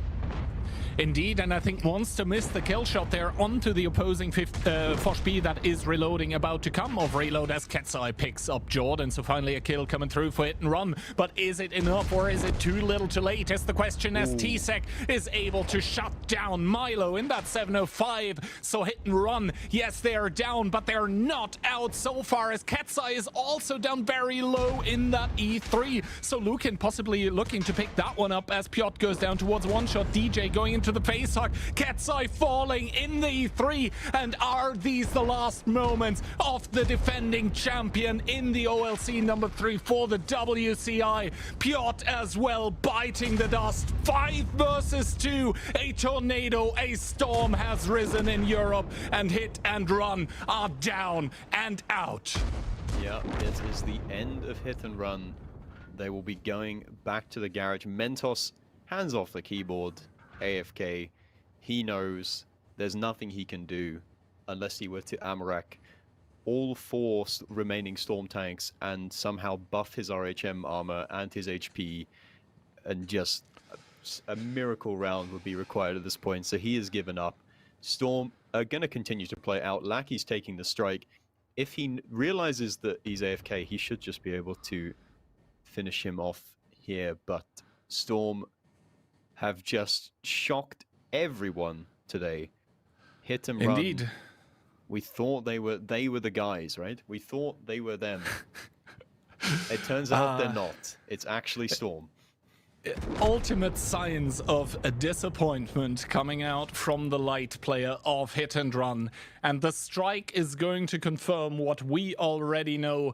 Storm taking everyone by surprise here in the lower bracket final. The defending WCI champion not getting dethroned yet. They have another chance next weekend, but Storm beating them 4-1, and let's be real, it could have been 4-0, absolutely on another level. The rematch from the upper bracket semifinal, getting a repeat 4-1, I believe, but just the other way around. So the grand final is not going to be a rematch of the upper bracket final. Instead, it's going to be a match that we have not seen so far in the playoffs. It's going to be Storm against Cashback. Yeah, Storm flip the script, or maybe they just write their own scripts. They will be going into the upper bracket final, or the grand final, that is to say, against Cashback. And just imagine a scenario, Key, where Cashback lose and Storm win and qualify to China, and then we've got Hit and Run and Cashback and Mafia and W all trying to qualify to China in the last chance. I mean, it's unreal. It is indeed unreal. The competition is stacked, and we haven't even arrived at the NA server yet. But yeah, against anyone's and everyone's prediction, Hit and Run are down and out. And now it is Storm against Cashback. It is going to be a grand final, and even though we just saw Storm absolutely dominate, I dare say that there is a clear favorite, and it is not the team from Poland.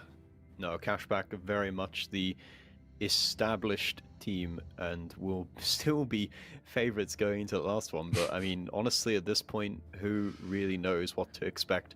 Expectations are being reevaluated live right now. I don't even know what I'm going to predict for that final game. I have to think about it myself. Holy crap. Given how harsh I was in writing off Storm, I feel like I owe it to them to back them in the final to take it all away. But who knows? It is absolutely crazy. I think like everyone going into this, especially after yesterday, was expecting a final Cashback against Hit and Run. I mean, looking at those scorelines of day one, right? Hit and Run 4-1 against Storm, Cashback smooth sailing 4-0 stomp against W. And then Hit and Run showing signs of weakness against Cashback in that upper bracket final, in that first match of the day. And now the humongous, the gigantic upset. Storm able to take out Hit and Run. They reward themselves with a spot in the grand final, and obviously they do reward themselves with a nice bit of cash for getting into that as well. But obviously that is going to be pocket money compared to the prizes that await for winning. Yeah, it's all about that qualification to a World of Tanks LAN, which is a rare thing. It's such a cool thing to be able to qualify for if you can make it with your team. But I'm just thinking about from Cashback's perspective, they were probably expecting, almost certainly expecting to play against Hit and Run. So now they've got to think, oh, we were not expecting to play a best of 9 against these other Polish guys, but they seem to be pretty good. They do seem to be pretty good, and Moff, thank you very much for casting this one with me. I think both of us at times in this match at a loss for words, but it was absolutely incredible having you here. For the grand finals, we're going to be back with Daki, but yeah, it has been a blast. Thank you very much. And before we go into this last best of 9, first of all, let's take a quick look at the replays to once again, I mean, feast our eyes on that incredible thing we just saw.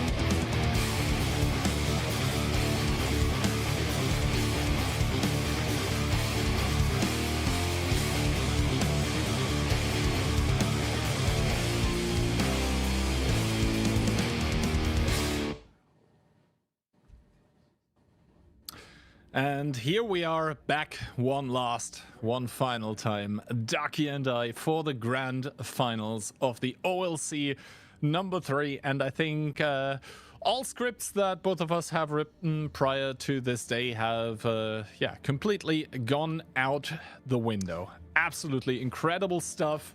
We will see Cashback against the Polish team. That's not hit and run. Storm.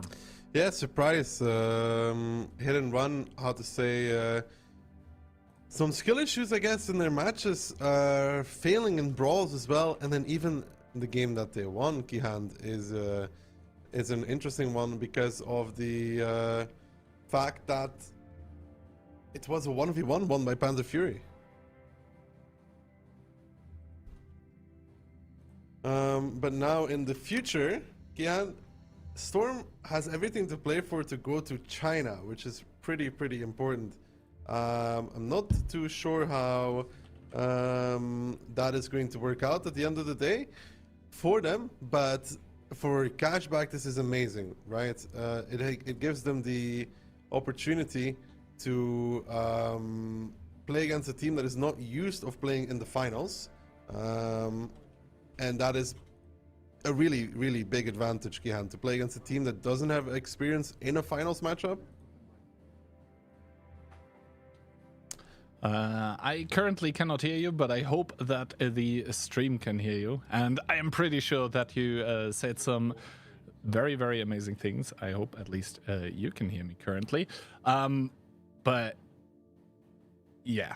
I will quickly check what's wrong, but I think first of all we can head into the first, I think, asset, which is going to be the announcement for next weekend. And there we will have something that a lot of people have been waiting for. It is the final qualifier, the last chance for basically all teams to make it into the Onslaught Legends Series. That one is going to kick off on the 10th of September, and there 8 teams are going to be battling it out for prizes that have not been seen in literal years. We will have tons of content coming up. So next weekend we will have a lot of Onslaught matches as well, and hopefully those are going to be as crazy as the ones that we are seeing today. Yeah, it's going to be amazing to see the Onslaught Legends Series qualifiers, and also not forgetting that the winner of that will be moving on to China as well, since the EU gets 2 tickets to China. So for the teams that are not making it today, they have one more opportunity, but they don't have a lot of preparation time to actually make it to that qualifier, like the last chance qualifier. There's not a lot of time, right? They don't get to train or prepare nearly as much as they would want to, but they should already be pretty much prepared, since they have been training to get to this event to begin with. And with that in mind, it is going to be very curious to see if Hit and Run, which is the current defending champion, is able to make it even to China. This today was a very disappointing performance from them in today's match. A lot of skill issues, uncharacteristic even from Hit and Run to be in a scenario like this, where they are no longer able to qualify to the first opportunity, but will have to wait for the last chance qualifier. All right, and now that I can hear you again, finally we can talk to each other. And no, this was not a big plot by me not to have to talk to you just before you start with those accusations.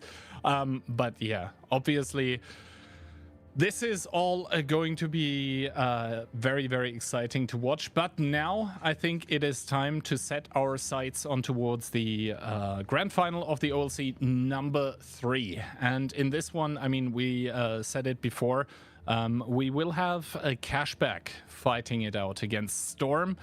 And to be honest, like, I think a lot of people expected Hit and Run to play here at the finals for essentially a rematch.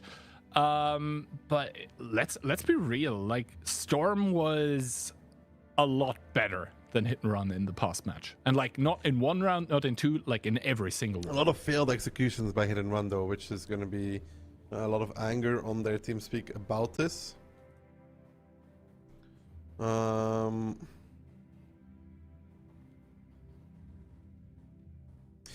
that is uncharacteristic. And we talked about it yesterday with Mofkihan. There's such a thing as overtraining though. Yeah.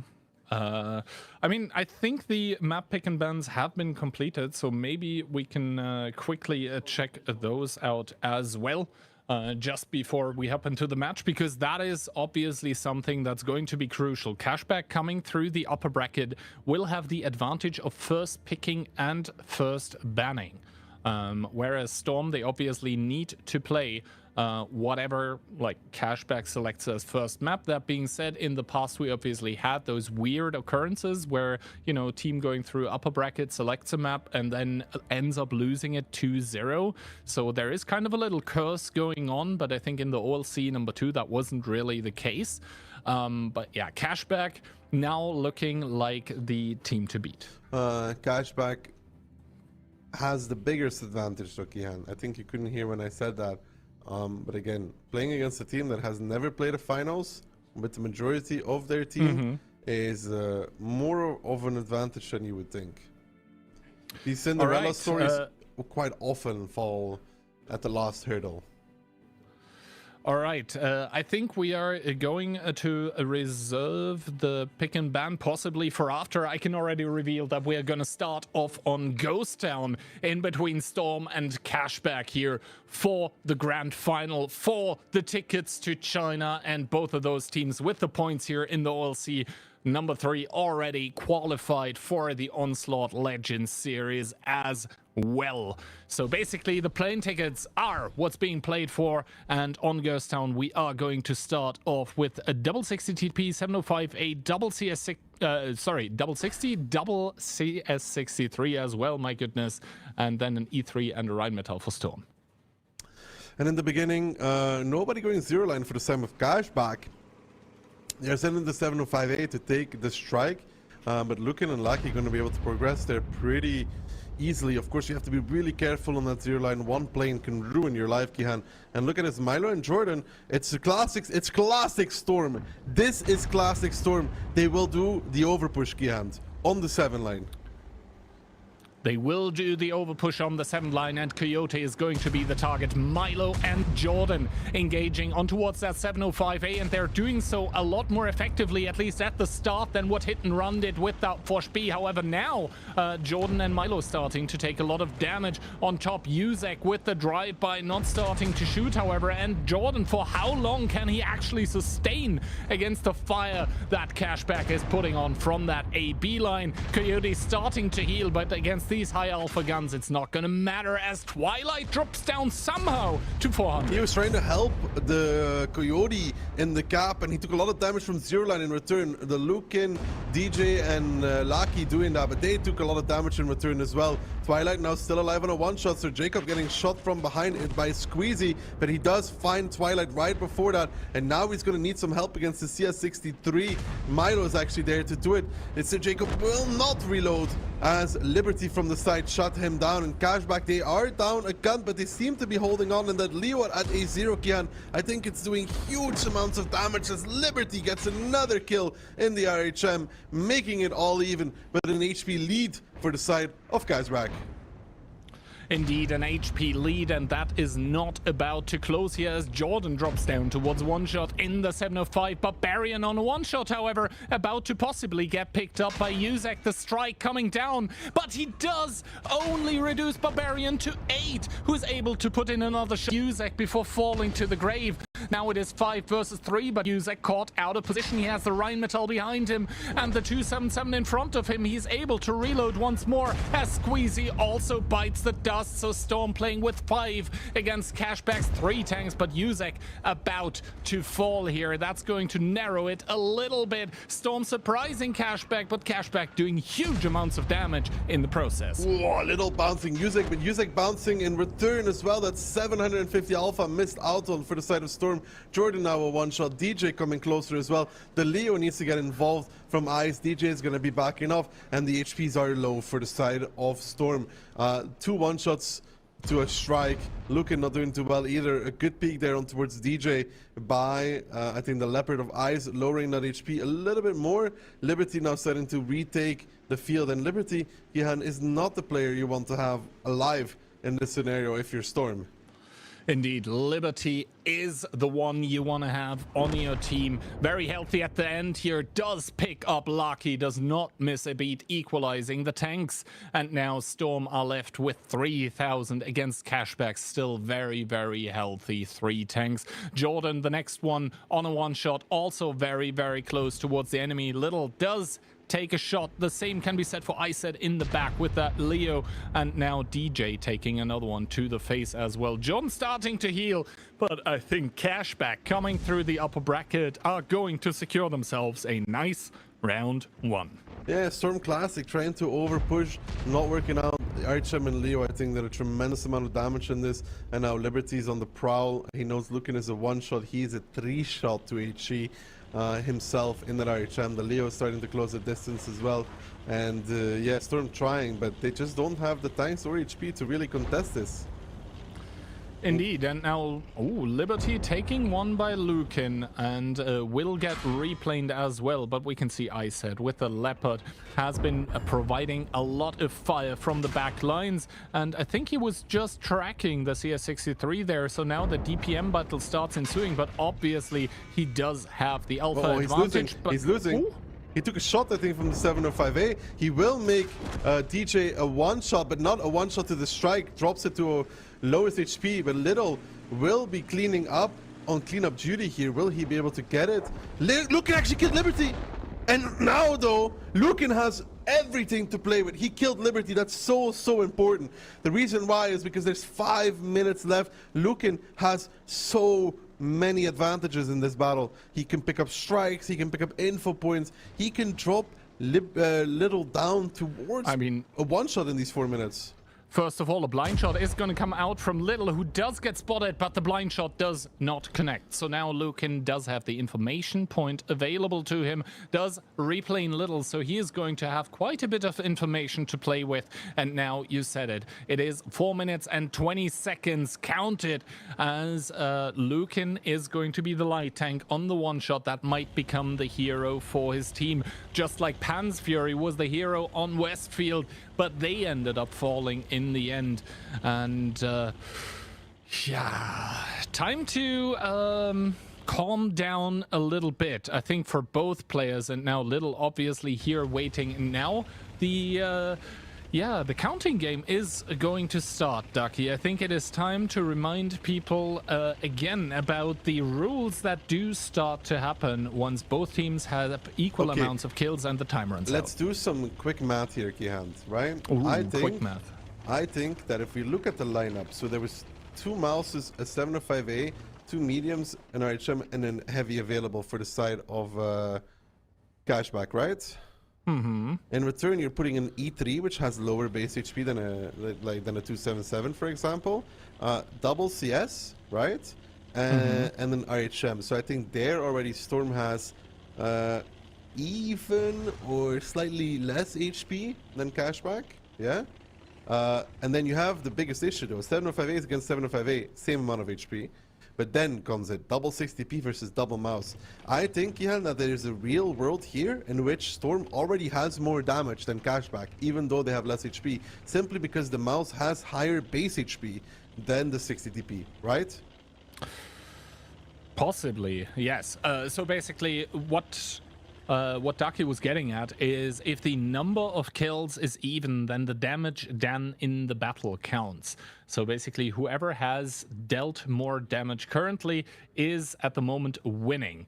And now Little, we can see that he is kind of, you know, paying tribute to the situation. Right now, he needs to cap. He needs to make something happen, and Lucan has picked up the strike. This means that he can decap, but he first needs to find out where that 277 is. But this, in turn, means that he's gonna miss. He's gonna miss the strike. He's missing the strike. It's over. It's actually over. He missed. Lucan not in a position to spot the cap. 3 seconds left. Little stealing it away, and Lucan there making the crucial mistake of not being able to spot at least one angle, and it's actually Cashback to take it away. Okay, that just happened. Cashback wins the first round here, and yeah, maybe Lucan spotted out some side of the cap and thought like, all right, I spotted the complete side of the cap, like he must be on the other side where he just striked, but Little with the positioning, completely outplaying but Lucan by doing absolutely nothing. And yeah, Cashback winning by cap.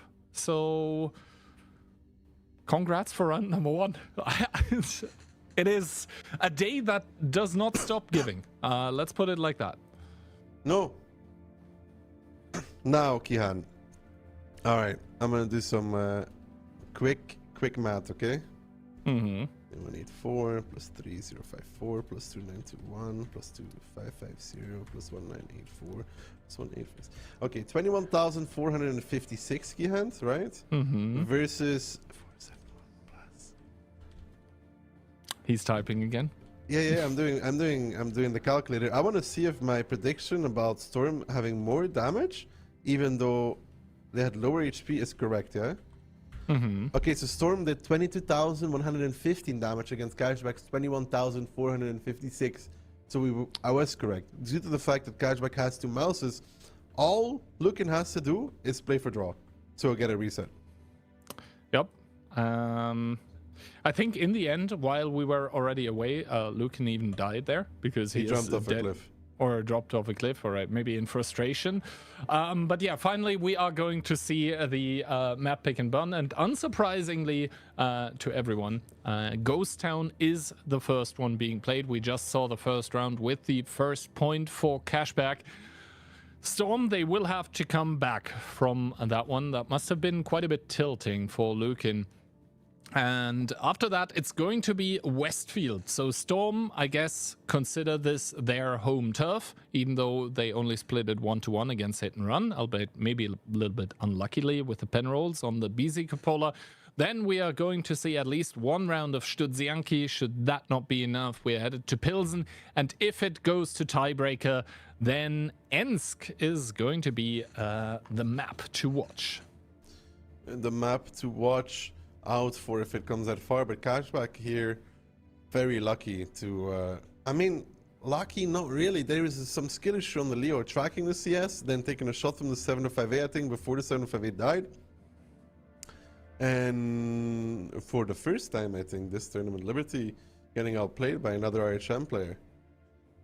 Because if Liberty doesn't die, yeah, nothing matters. It was a round of many, I think, missed opportunities, weird possibilities happening. And I think all of those players are going to obviously rewatch their replays. They are going to find a lot of things to do better. That being said, we are obviously not stopping with the Onslaught action. We are immediately going into Ghost Town number 2. And Storm, looking for that equalizer on the board, are going to do so with a double 60 TP, 1 BZ75. Never mind that one. So double 60 TP, 1705, a double CS63, 1 E3, and the Rheinmetall. And for Cashback also, the Rheinmetall available, the E3, the Leo, the CS, the 758, the 277, and the mouse. I think all they changed really was one less mouse, right? Yeah, one less mouse. Looks kind of like it. Storm, they do have a very, very pushy lineup here with that double CS63. They can go either side. They can even boost the 60 TPs a little bit if they want to, if they choose to do so. That doesn't seem to be the case, as Storm send some tanks towards middle and triple, I guess double medium plus one Rheinmetall towards the field, as Liberty does opt to not immediately go for the spotting point. The same on the other side for Lukin, both of them obviously revealing all of the enemy tanks, and Coyote now starting to go on towards the arty strike. Meanwhile though, double tank for Storm in the cap. Double tank in the cap, but there will be a strike available instead of cashback, so they're going to be able to reset at least one of the two players that are in that. The Leo, I think, is also looking for an angle. If they decide to overpush, Little's going to be spotting out 1-2. That is Lucky committing there, but Lucky's not alone. He has DJ right behind him, but Lucky taking not one, but two shots of damage there. Really good stuff from Little. Gets the spot, runs away, resets again. Now, though, they trying to push out of the cap with Storm, but so far all that is happening is them taking damage. Twilight there, uncharacteristic bounce on towards Milo and immediately starts taking a lot of damage from the sidelines. Has the ability active, so will probably be reloaded soon, but Cashback for now succeeding with not letting Storm cap and letting them bleed a lot. Those shots on towards Lucky are going to be very annoying to deal with for him, because on the outside that means a lot of less HP to deal with. G1H1 has 1-2-7-7, I believe. That is Little, once again the game winner of the last round for Cashback, holding the line there, and now Storm bowing out of the 1-2 line. They recognize they cannot push this. This, however, might end up opening Jordan and or Milo up to crossfire, because that is just how Ghost Town works. You need some of those outside angles, and you cannot give them to the enemy team. But Barbarian taking a big one by Jordan. Yeah, Barbarian, they're trying to trade. I don't think this is even a potential for him whatsoever, and he shouldn't be doing it. And he does take a few shots for that. Now Milo taking one as well. But the biggest issue here, Kihan, is I think that Storm is currently chasing the facts. Ooh, Barbarian taking another one though. Storm needs to kind of pounce on something because they're slowly losing the map. And I think Cashback realizes what's happening here. They could have gone for the strike, but they're like, no, we gotta go. Jordan left behind to his own devices. They're going on towards Coyote. They're going on to Barbarian. They have to pounce, and they're doing that. They're trying to pick up the Barbarian first in that mouse. Weirdly enough, the mouse the first one to fall. Very odd spectacle here that the mouse is the first one. So Jacob, I mean, he's very happy to get shot at this point, is able to farm Coyote. Squeezy's kind of there as well, Kihan, in a peculiar position left behind. He's going to get pushed on by Lukin, and then a CS63 from DJ. So that's not one, that's not two, but it's 3 tanks from Cashback that are currently be left behind. And we might run into a similar scenario as we saw in game number 1, where Storm has extra tanks, a bit less HP, but Liberty coming back in, Little Ice as well, reinforcing Squeezy, narrowly getting away in the CS63. So maybe, just maybe, it wasn't that bad for Cashback. Little gets Sir Jacob. Twilight is in trouble though, but so is DJ. Indeed, and now the problem becomes apparent for Storm here, that most of their HP are on Lukin, on that light tank, and yes, sometimes that is where you want to have the HP, not this time, however, because he absolutely cannot contribute to the fight. Cashback are going to take this second round here, and this kill on towards Twilight is not going to change that, as Squeezy has only one more shot to do on towards Lukin as he converts it, and now Lucky left to play with, I guess, Kolobanov's on the table, but that doesn't happen in competitive with Liberty and Iset chasing him down. A ram coming out, and Liberty is going to secure round number 2. Yeah, and now we start worrying a little bit. Cashback picks up the second round, this one more convincingly than the first. Looked a bit hairy there for a second with Barbarian falling and then the 705A. But the good thing is that the reaction from 1 to 3 line was extremely quick. Without going for the strike, all players driving back towards the battle, picking up Jordan along the way, supporting Squeezy, and then Squeezy in the CS. Good play, not sitting on the outside to get picked off, going back inside. And then the cavalry came back in right at the perfect moment. Indeed. And you said it, it's time to get a little bit worried, at least if you're holding it with Storm, because Cashback, yes, the first round looking a bit weird, especially at the end. There are a lot of missed shots, bounces, but in the second round, Cashback just completely able to recover. Storm unable to surprise Cashback whatsoever. And now this was, I mean, the first map here, that was Ghost Town. This was Cashback's, first pick, so naturally this is the one they wanted to pick up 2-0. That exactly went up to game plan. They won it fair and square, you could say, after this one. And now, which one was the second map, Westfield. actually? Surprise, surprise. Westfield. All right, so home turf now for Storm. Home turf now for Storm, that they are able to get at least Westfield. But if they lose this round on Westfield key 3-0, it's over. I'm sorry. When you're a team inexperienced in final situations, the pressure when it's 3-0, it creeps into your mind and you're like, well, we gave it a good shot, you know? You give it your good shot, and I think the team of Storm will be trying to give it their best shot, undoubtedly. Is that going to be enough? 2-0, and, well, lower bracket final there, Storm was able to be either equal in terms of points against Hit and Run or be ahead. Now they are faced with this, I guess, unfamiliar situation, not only being in the finals, but also being behind quite considerably. I mean, I say unfamiliar because they haven't lost yet. They have been behind before in this tournament quite considerably, and that is where they ended up losing in the upper bracket against Hit and Run. So, if anything, signs currently not so good for Storm, but maybe they're able to turn it around.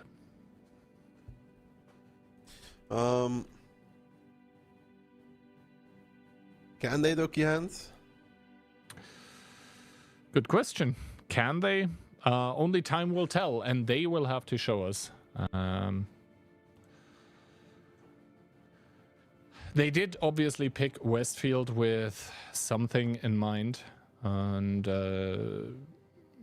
I mean, if there is any way as to how to get back in towards a match, then that would definitely be playing on the maps that you're familiar with, that you're comfortable with, that you like playing on. So if Storm want to make something happen, then it needs to be somewhere on Westfield. And they will now try with a setup that so far they did not play against Hit and Run. That being said, tanks are subject to change. Quick disclaimer, quadruple BZ, 1 CS, 1 Blue Scar, and the Rheinmetall. I mean, this setup they actually played against Hit and Run though, Storm. Cashback though, double Badger, AX, IS7, BZ, 60P, and RHM. I need to cheat real quick and see what side they're playing from before the game even starts. So Northeast. Northeast for Cashback? Okay, interesting. I feel like you would pick the I7 to block the cap from the other side, but maybe they want to do it from this side as well. No, he's actually going to go south. That makes sense. AX is going to be playing on A5. They're going to send a BZ to A3 and try to trade for him going there. And then Badger's covering and try and win the offside. Storm has a decision to make here. Do they try and kill off the tank in A3 or do they go try and pick off the Badgers? None of them are really great decisions. None of them are great decisions, as I said. Starts to touch the information point, gets it, and Lucan now starting to get chased by Liberty in turn. So control over the RT strike is going to go Cashback's way. Currently unable to pick it up yet, as Sir Jacob is starting to book it there, but ISET should be able to drive that CS63 away. That being said, the Badgers are starting to find mushrooms as those BZ75s from Storm are unable to peek against this combined horde pull-down power of the British Tier 10 tank destroyer, and I think Storm are recognizing it is do or die time. The BZ's activating the rocket boosters. X marks the spot, but they're not really finding anything good to push upon. They have to try and kill one of the Badgers here, which is always annoying. They do finish Little rather quickly. No non-connections coming out, I think, and this is the only option they had left. They were going to get surrounded if they don't go for some push, and they have actually found a result with this. Coyote is now the next one. Jacob should finish that with a low alpha CS, and then DJ gets another shot against Barbarian, who's getting body blocked. And for Storm, this is looking really, really good, Kihan. This was the only option out of all the scenarios. There's only one in which they still win, and they picked the right one. Bring everybody together and punish Cashback for having those tanks out of position, with the IS-7 and the RHM being far away, the X being at A5. That is 3 tanks that cannot contribute in a fight. It is, however, 4v4, and Liberty has picked off the CS-63, the RHM actually, from Storm, but Jacob saves it there, because if he doesn't kill the RHM, this would be trouble again. And indeed for Yuzek as well, it is 1 HP, and the Dream in the corner of the map puts another big stunner in towards Squeezy. That is probably a 50-50 essentially one shot for those BZs. Jordan boosting over, gets the high roll as well. So on their home turf, Storm are starting to show signs of life. Twilight is able to pick off that 1 HP tank in the corner that was so pesky, but now Storm 6,000 HP remaining, and that Centurion AX, yes, it has a lot of DPM. It's very good at inspiring their whole team, but it is also very, very squishy. And now I said the team captain himself still very healthy, but that is not going to matter. Storm are going to win their first round and put their first point on the board. It is going to be 1-2. 1-2 for Cashback still, but there in this round, Kihan, they got a little bit greedy. You know, you have the Badgers in position on top of the Rich that will punish any repush when it happens. But then you have the issue that, for example, Barbarian is playing the north side of the dunes. When you have the IS-7 and the RHM facing off against a CS and an RHM, you should expecting to win the offside, right? So that doesn't leave Storm with many things. They can repush towards the IS-7, which is a terrible choice. The BZ is still close enough to push the BZs close.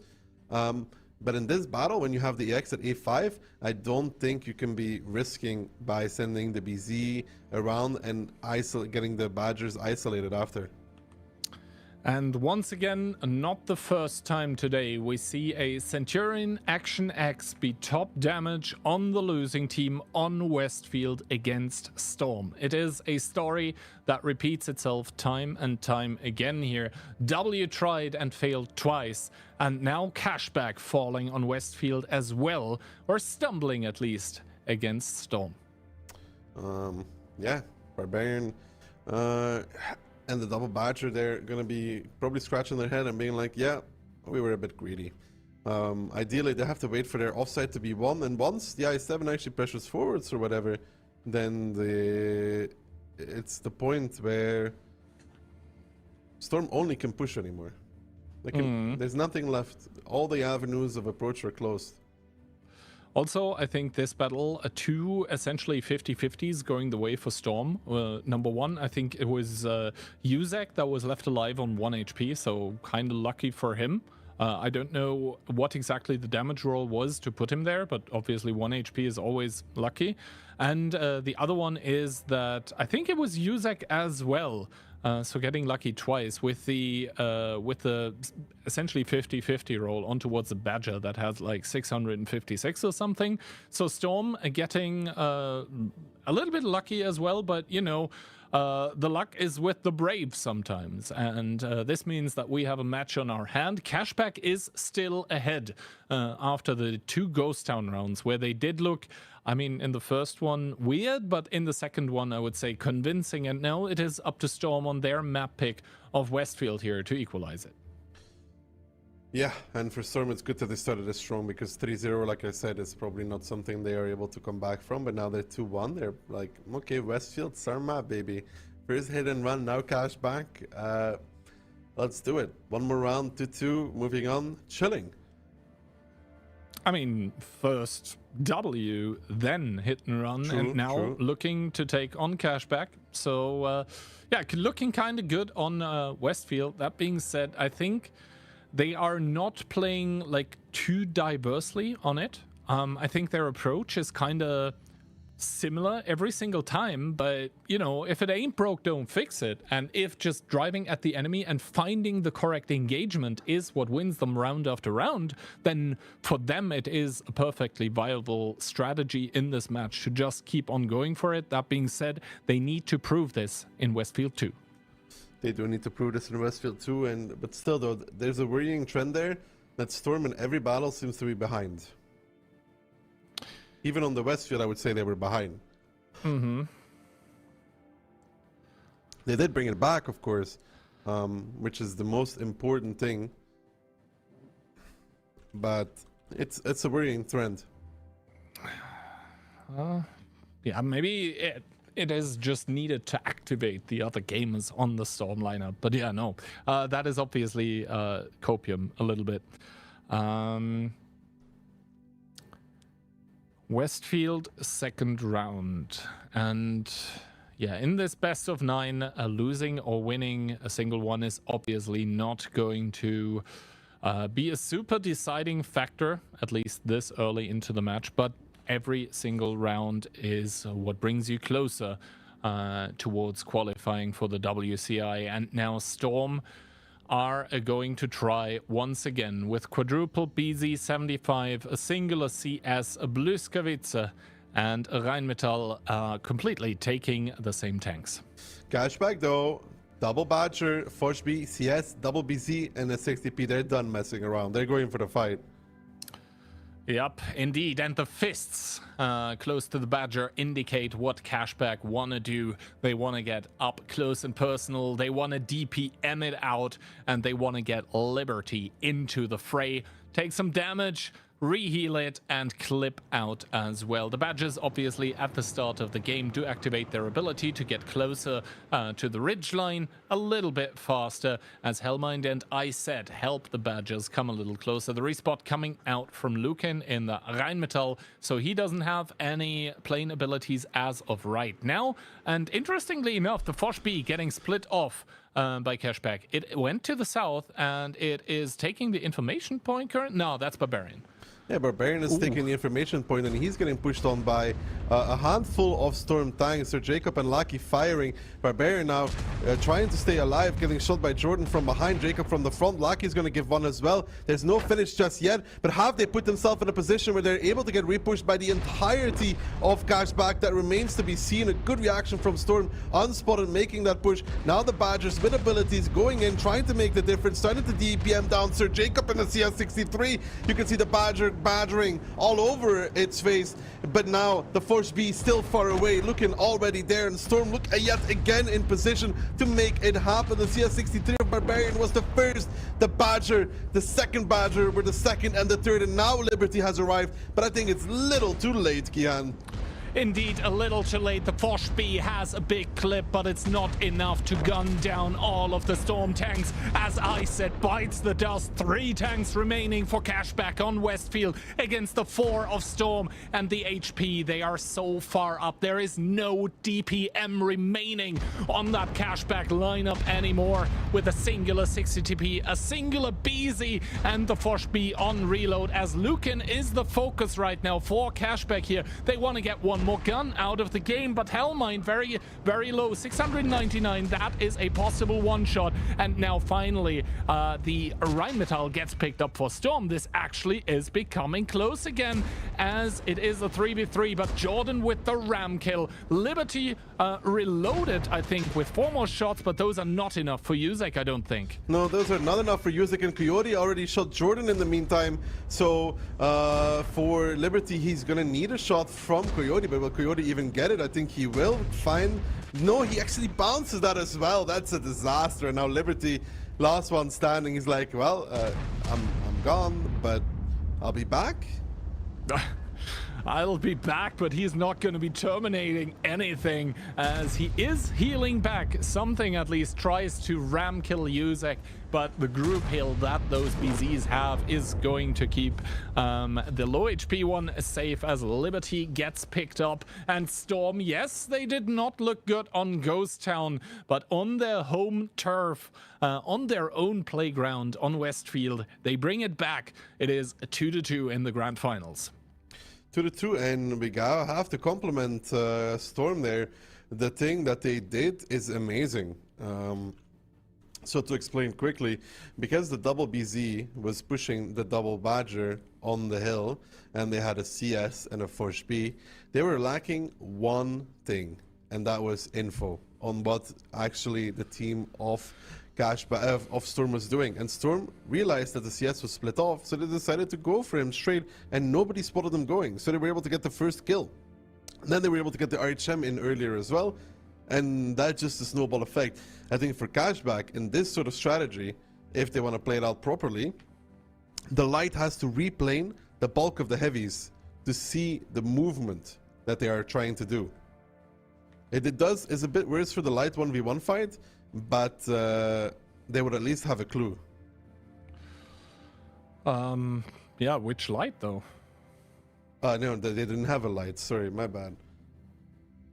Yeah, they didn't have a light. No, their lineup... Yeah, so no info to play with. No info to play with. That's right. I was confused there for a second. The last tank was a 60p, not an RHM.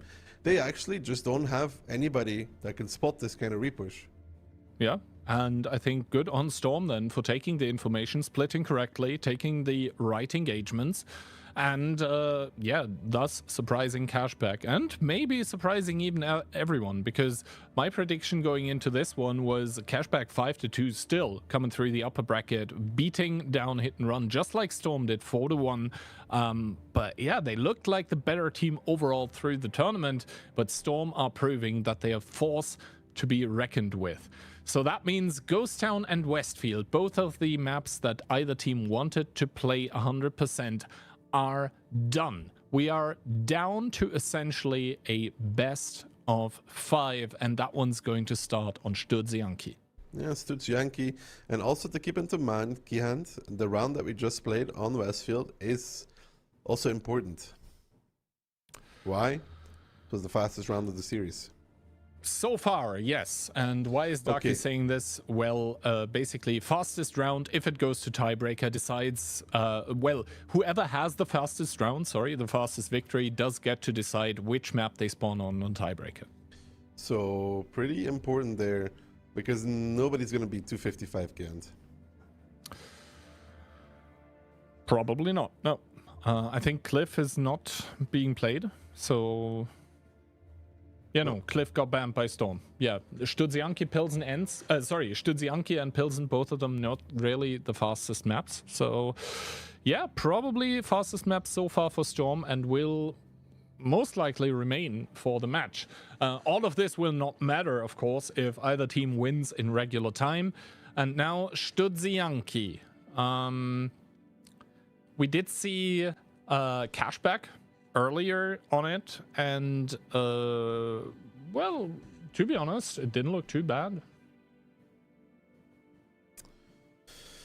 I mean, I'm just wondering how Cashback is going to take this 2-0 on Westfield. Maybe they expected it. Do you really go through the upper bracket and expect to like lose a map 2-0 just like that? We'll see. Storm coming into game number 5 in the grand finals here, and they're bringing a singular 60 TP, a mouse, double E50M, a 430U, so 3 tanks with the funny button, an E3 and a Rheinmetall. E3 and a Rheinmetall versus the RHM, the Force, the 277, double mouse and double 60p, so it's a bit lighter versus very heavy. Indeed.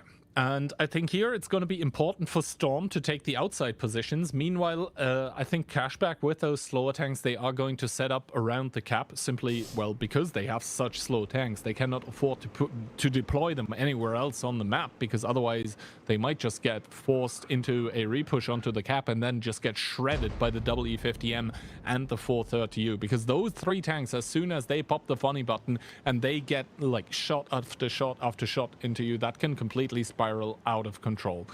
Storm, because of this, starting off with around 2000 HP less, and Barbarian and Squeezy starting to drive on towards the cap. Good shot into Jordan coming out from Barbarian. The second one by Squeezy, however, bouncing, and Barbarian immediately trucking on in towards that arty strike, but takes a lot of damage for that. The Storm was ready for this. I mean, they realized that the 60Ps are going to do this. So Barbarian gets punished, but he does get onto the strike, though, Kiant. And in the meantime, in the south, we see 277 and Forge B pushing up as well. Mm-hmm.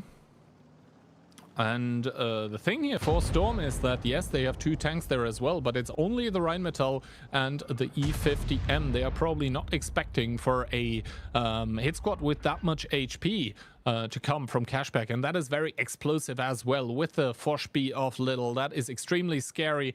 Storm, maybe Sixth Sense tingling or something, deciding to retreat from the southern part of the map here, completely leaving the Forshby and the 277 out of the game. They possibly even have the information point to play with. That is going to get taken by the 430U of Storm right now, and as soon as the tower is going to reveal where Cashback is, this is when Storm needs to pounce here. They have found an engagement and they have evened out the HP. They have evened out the HP, and Twilight is gonna see an E50M appear on his side, but he has Coyote and support though in his mouse as well. DJ and Lucky, that's double mouse against double funny button though. And normally the mouses do not win this, Kihand.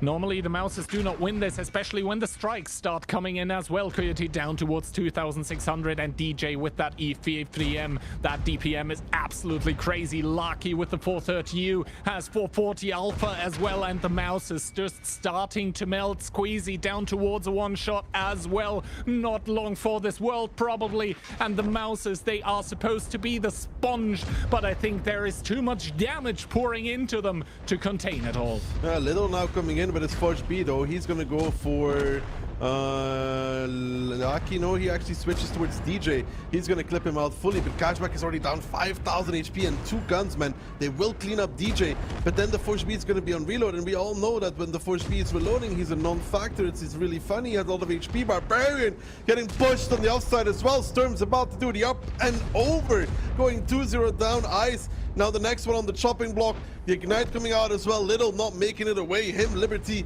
and Ice, the last three standing. But they're all about to hit the grave as Storm hit a timing of the century, pushing the beeline, catching those double mouses with those medium tanks, and Liberty falling to make it 3-2 for Storm.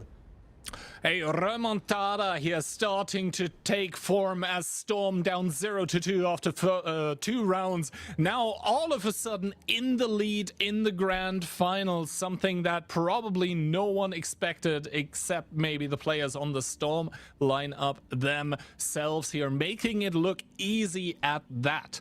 I think the biggest problem here for Cashback in this round number 5 was splitting off that Forge B together with the 277. They came too late into the shootout, and yes, the mouses were trying to tank like champions, but you know, there is only so much punishment that even an Onslaught mouse can take before it falls to the grave, and especially when you have triple tank with funny button activated shooting at you. And the thing is, the 430U and the E50M, all of them with the funny button, good accuracy, good DPM, good pen as well. The mouse is just unable to sustain this kind of firepower.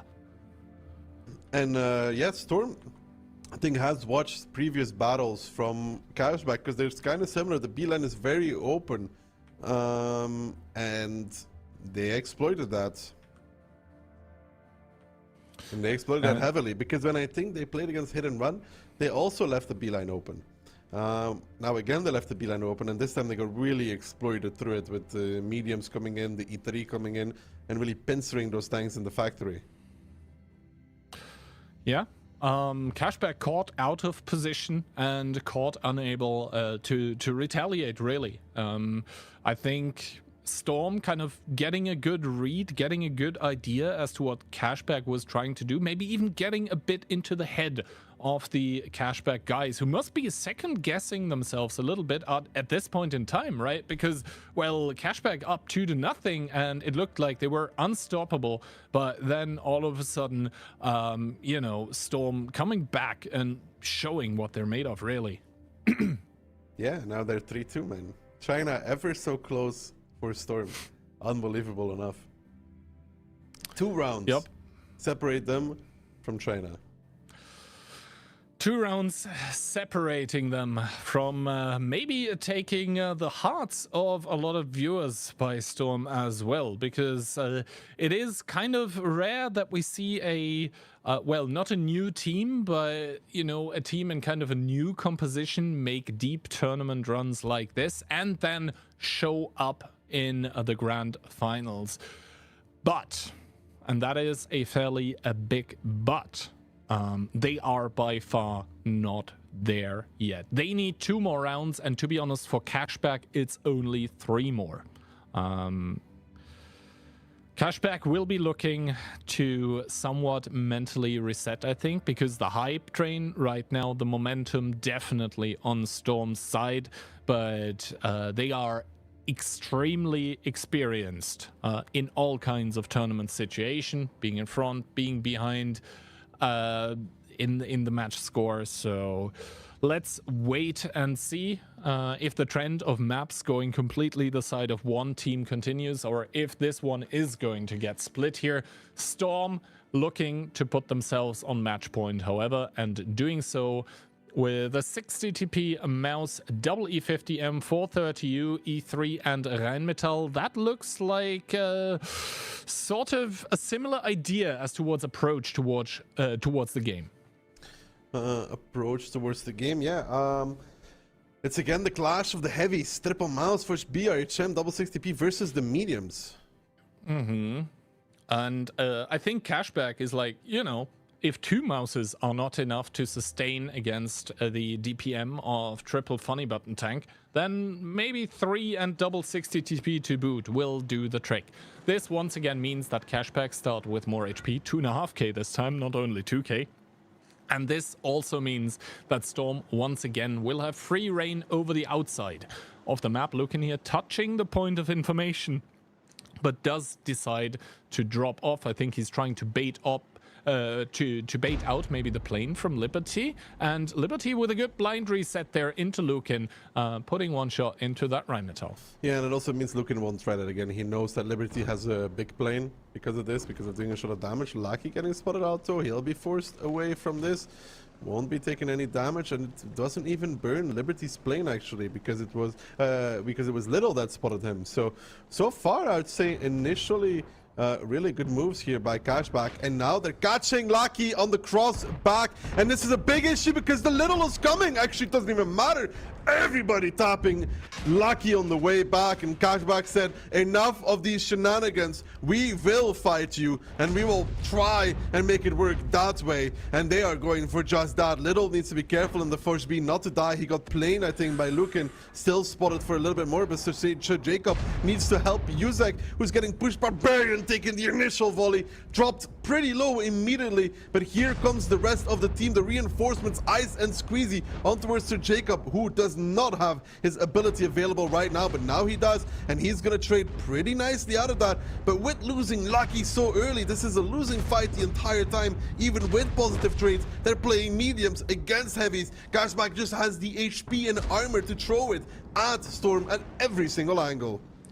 Exactly, 7 tanks from the team in pink right now being thrown at Storm here, and the wind, yes, it's blowing. The E50Ms are pouring that DPM, but it is just too much currently coming from Cashback in terms of HP, in terms of armor, and yes, Little almost drops down towards 1 shot here, but the Force B is able to heal back. Milo unable to get the kill as of right now. Still 7 tanks alive and kicking for Cashback, and the kills are coming in non-stop for them as well. Only DJ and Lukin here holding up the flag of the team in blue, and this looks like equalizer once again. Cashback are going to now split this map here, and it is going to be 3-3. Beautiful stuff from Cashback. They really were done messing around. They went straight for the fight. They saw the mediums. They're like, okay, let's not be splitting. Let's just take the fight with the extra armor, with the extra HP we have. Let's just throw it, caution in the wind, as you would say, little with the ram even on towards Lukin. And they exploited. They saw Lucky go to A5 last round, Kihan, and this time around they exploited that fact. They knew that he was potentially going to go to A6 again because they saw him cross the rails with the initial plane. And when they pushed the outside like that, and Lucky is not quick enough to run away, you saw what happened. I think he got triple tapped by 60 TPs. Even the mouses could shoot him when they were driving through the cap. And if it wasn't for that, Liberty would have given him 3 shots running away as well. And I want to give a shout out to Liberty here, because it was actually the Rheinmetall player on the team of Cashback, I think, spotting it out by using the big plane he had gotten by blind resetting Lukin in the point of information. That was how the 430 got spotted on the cross, because normally the 430U has crazy amounts of camo, so I think he would have been able to like make it out fairly unscathed, but the information coming out from the plane I think was what enabled them all to shoot the 430U. I don't think the 430U has the camo for how far away it was. It was only like 300 meters. I'm not sure, but I saw exactly at that point in time the plane being used, and the only tank spotted on the team of Storm at that point in time was the 430U. So I'm pretty sure it was the spot coming out from the Rheinmetall. Yeah, I'm just obviously saying, I can't I'm be just saying 100% I think the sure. 60p spot him as well, but yeah, anyways, it's nicer to have him constantly in vision, except for him flickering in and out if he goes behind a bush. So nonetheless, yeah, that was good from Cashback. I think they're finally maybe done messing around, like I said, and finally just like, okay, we just go fight them. We just go skill diff, right?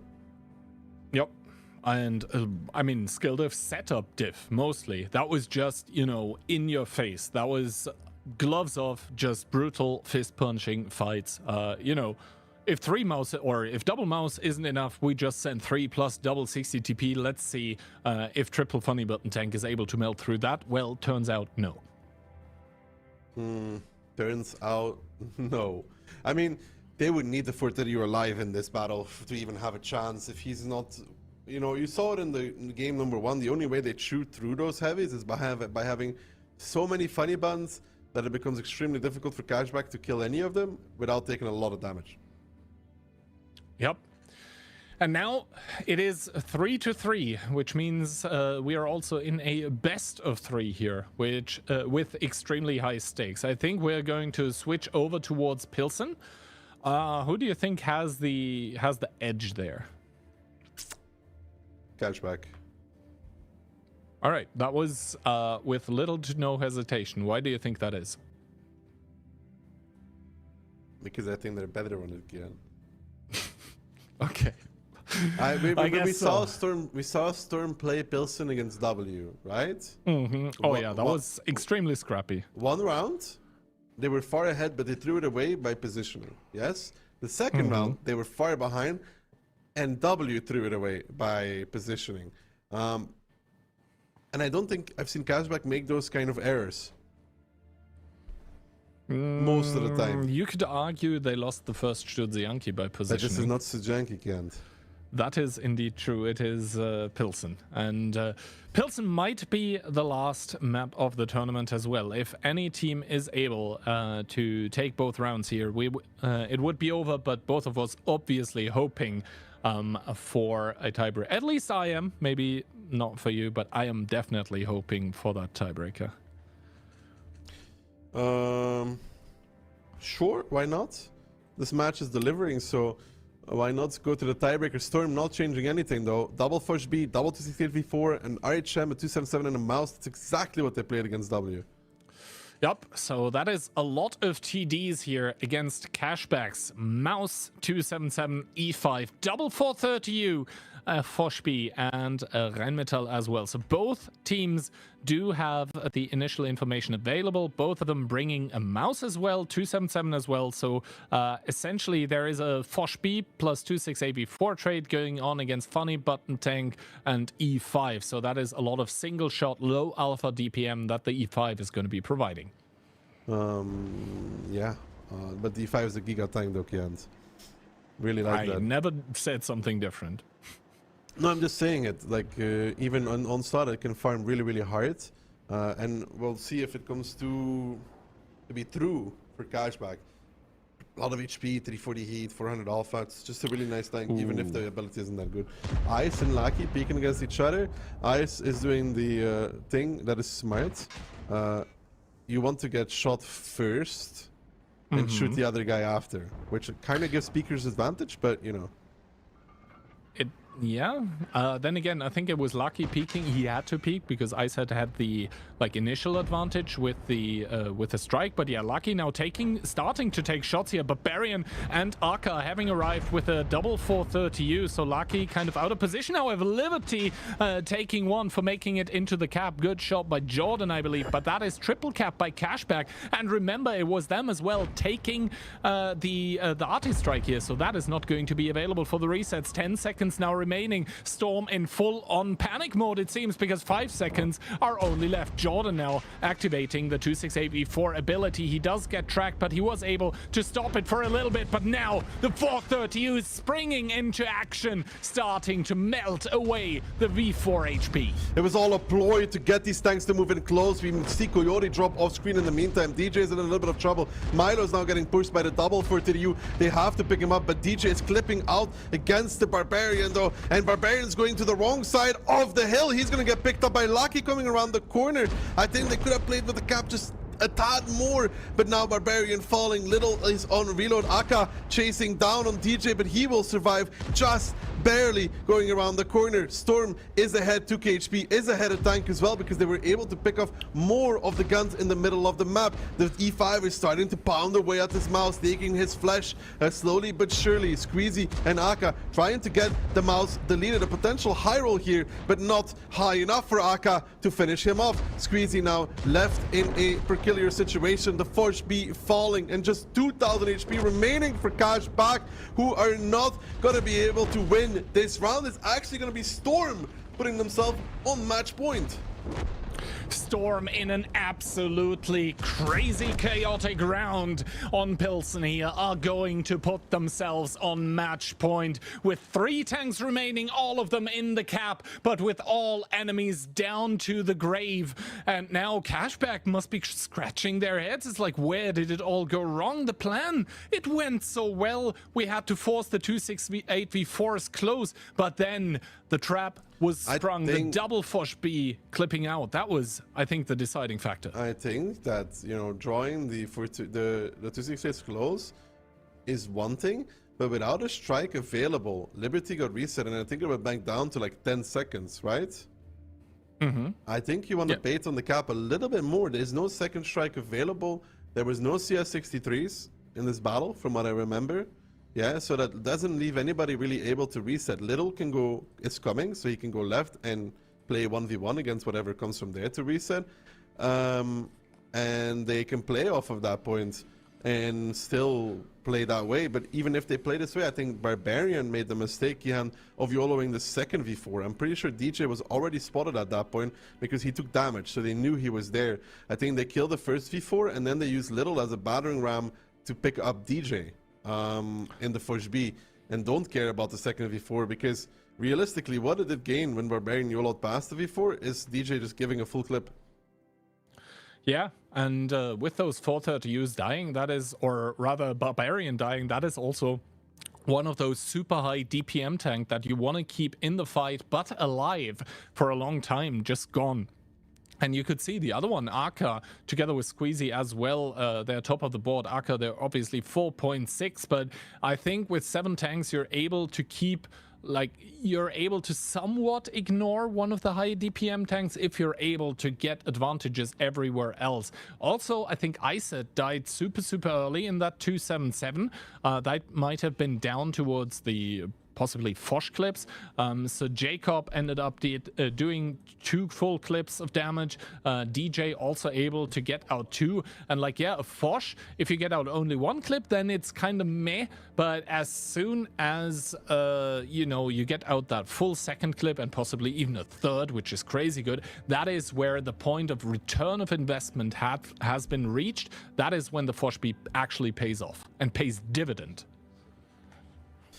Yeah, amazing for Storm. What a story. Losing in the upper bracket, match number 1, then going down towards the lower bracket, beating their respective opponents along the way, such as W, which again was a very good team the day before, also beating Mafia. They have not had an easy road through that lower bracket, Kihan. W had it easier, but literally clueless as their opponent. So they beat Mafia, then they beat W, then they beat Hit and Run, and now they're a match point against Cashback. I mean, speaking about a Cinderella performance, even you on high heels couldn't compete with this.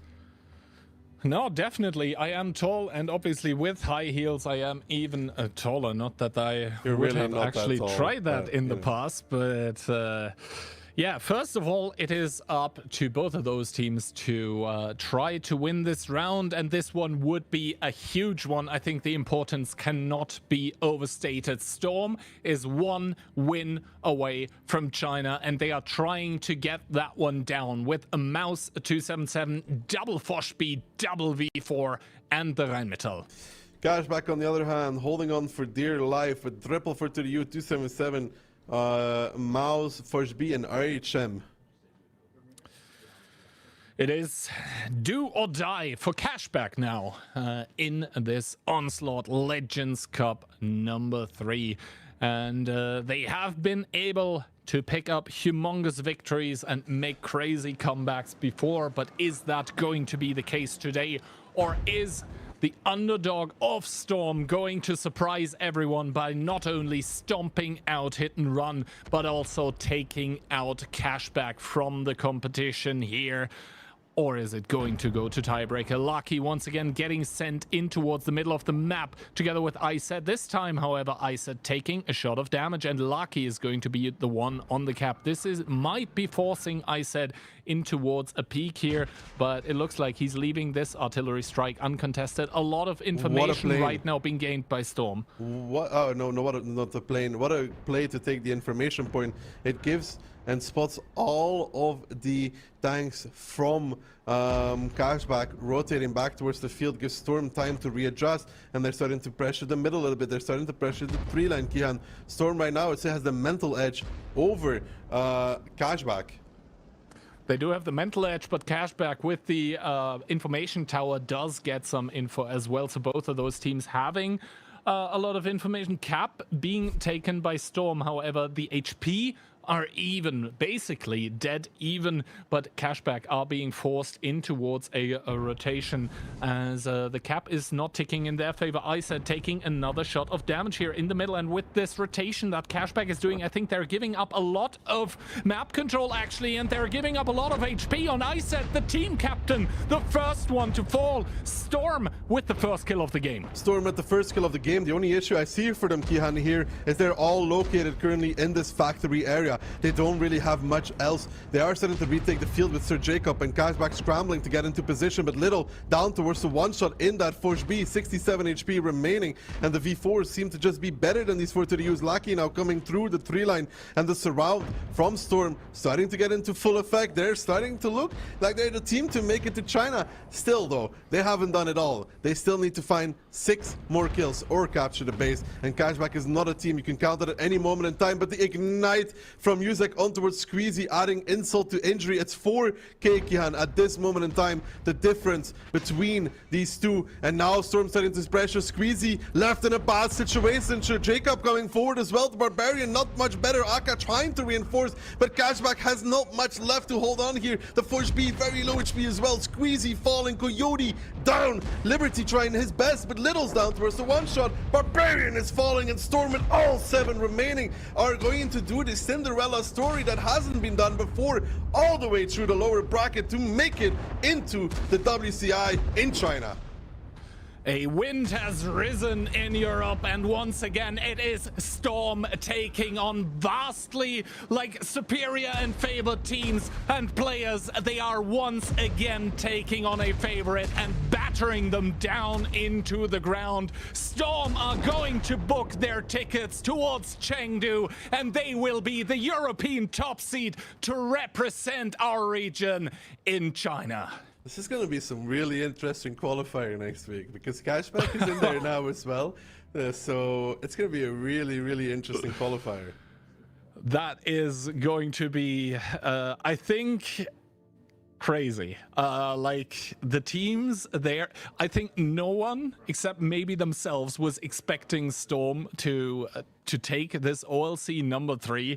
And I can only imagine how high the KPM on their TeamSpeak is right now. But congratulations, obviously, Sir Jacob and the boys here for winning it, for taking it all. And they do reward themselves with not only a spot in the OLS, but also the ticket to China. And also, I hope they will be buying some popcorn because they won't have to play next weekend. They will be able to watch.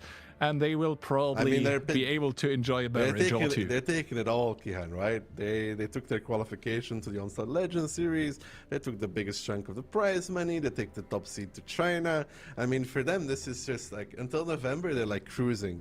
Even if they do absolutely terrible in the Onslaught Legends Series, it doesn't matter entirely because even then they have a backup, right? Yeah, exactly. I mean, they will obviously be trying to perform there as well. And you get what I mean? If it goes really bad, which is possible because all these teams are really good, then they're still going to China. Yeah, and if you're asking, by the way, why the winner of this one and not, for example, the winner of OLS is going to China, that is basically because of, the times it takes to get visa, etc. Too small, to get visa applications. Yeah. Going through the process, getting it approved, fixing any mistakes.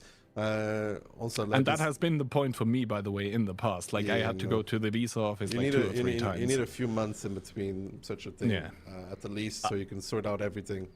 And it's also for the players itself, right? I mean, nobody in Storm is, I think, a full-time professional. So knowing only a month before if you can go, that doesn't leave you much time to sort out everything else in your actual life. Some of them might not even have a passport. I mean, that is possible. That is actually possible because realistically, Hit and Run would all have passports, right? Yeah, from last time. From last time. There's actually a good chance that at least one of them has never needed it because, within Europe, you don't need it.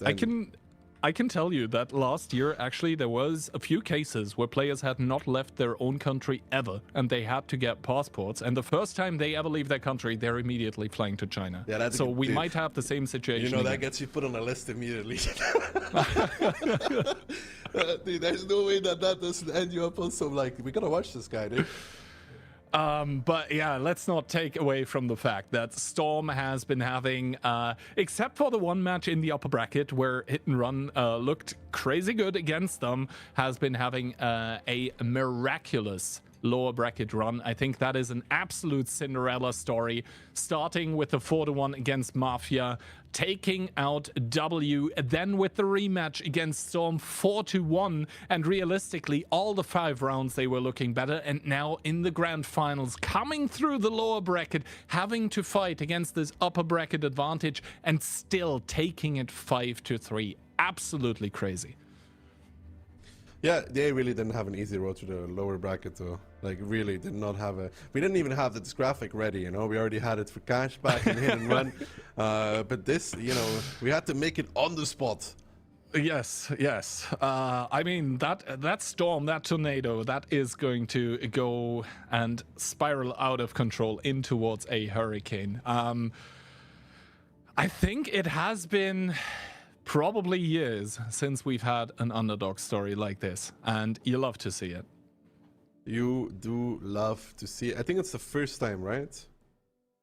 At least in Onslaught. In Onslaught, it's definitely the first time. I think in the OLC, not sure. I'm pretty sure. I am 100% certain that a team that has started in the lower bracket has never won it, but I'm not sure if a team But that for got OLC, knocked down. but who won the first OLC weekend? Mafia. Yeah. I'm pretty sure they went to the upper bracket. Mm-hmm. And the second one was Cashback, and I think they also went through the upper bracket. I think so as well, yeah. I can quickly actually check, because once again, Liquipedia to the rescue. Oh my. The So OLC smart, number you guys. 2. OLC number 2 was won by Cashback, and they also went through the upper bracket, yeah. Yeah, and I think and OLC number 1. OLC number 1 was won by Mafia, and surprise, surprise, they came from the lower bracket, but they only dropped down from the upper bracket finals. Okay, so they didn't have to go all the way through the lower bracket, because that's actually what the Storm just did. They went all the way through the lower bracket. Yeah. So a miraculous recovery somehow, since like in between yesterday and today, finding that switch that miraculously, turned them on. Maybe, the switch on the monitor to finally start playing. Crazy. You know what's the weird thing here? Like, for how much these teams have trained, they tend to run into the issue of recycling. And why is this an issue? Because Storm definitely countered Cashback at least a little bit. The round on Stanki was a very obvious, we know what you're going to do and we're going to exploit it, because it was extremely quick and Cashback played exactly the same. So that's a bit weird, because they've been training for so long and they're still recycling. Normally you have more than one strat, and against a team that's willing to counter, you can run into these kind of issues. Yes, and that is obviously food for thought for all the teams that are not called Storm, all the teams that still want to, book those plane tickets as well. I think that is a very good point in time to mention the streams that we will have next weekend as well, because there not only are we going to define the second European seed for the WCI, it's also going to serve as the qualifier event to lock in the other teams that are going to play in the Onslaught Legends Series, which is another point in time where I can say, guys, if you haven't yet, definitely pick up the bundles that are there right now for you in the premium shop to purchase, because by doing that you will be raising the prize pool for that even further. 100% of the proceedings are going to go into the prize pool. So if you want more of this action, more of those crazy stories, definitely consider doing that. And with all of this being said and done, I think we are kinda maybe at the end of the stream here, and that brings me to another thing that I regularly do, and that is thank you, Ducky, very, very much for casting this one with me. It has been an absolute blast. It's not going to be long until the company I work for pays you again to cast with me. Wow. Wow, I've been telling everybody I do it out of the goodness of my heart, because, it's like Make-A-Wish Foundation with Kihan, but... But yeah, thank you very, very much. Obviously, thanks to all the teams as well that have been playing, preparing. It's been a blast watching. Thank you to everyone behind the camera as well.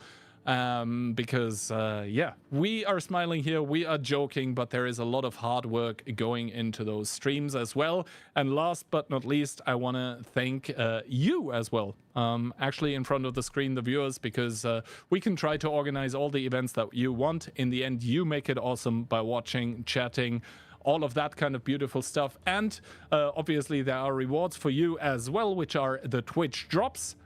If you were not able yet to finish claiming all of that, we are going to be raiding that beautiful man right beside me after the stream. His stream at twitch.tv/TechHillzo will have the drops enabled as well, so you will have all the chances to claim all the drops there, especially when it goes in towards later tonight, which is going to define another team that's going to China, and that is going to be the Onslaught Legends Cup number 3 on NA. And now I think I personally have talked enough, because yeah, for me it is a time to shut up and let the last words go to you. If you guys enjoyed this, which I did, it was a crazy tournament, especially with an underdog winning, then get ready for an absolute bloodbath next week, where It's going to be a lot of tears, a lot of sadness, a lot of disappointed people knowing that they will not be making it to China. And I can tell you, there's nothing worse for those teams than sit there and watch their friends or opponents compete it out in China. So if you're ready and willing to watch a bloodbath, next week tune in for the last chance qualifier, where we will see who will qualify to the Onslaught Legends Series, but more importantly as well, who will take the second seed to go to China from Europe. We will see you there. I'll be there. Kent will be there. Have a wonderful night and catch you soon.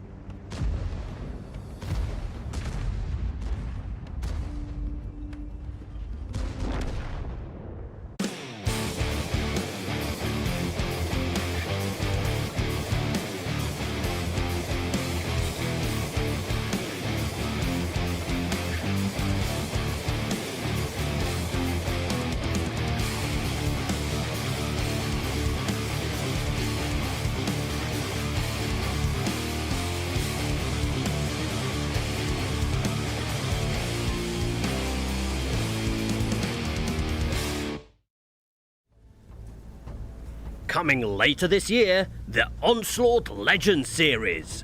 This is your chance to make the event truly awesome by boosting the prize pool and getting a cool 2D style and other goodies in the process. Contribute now.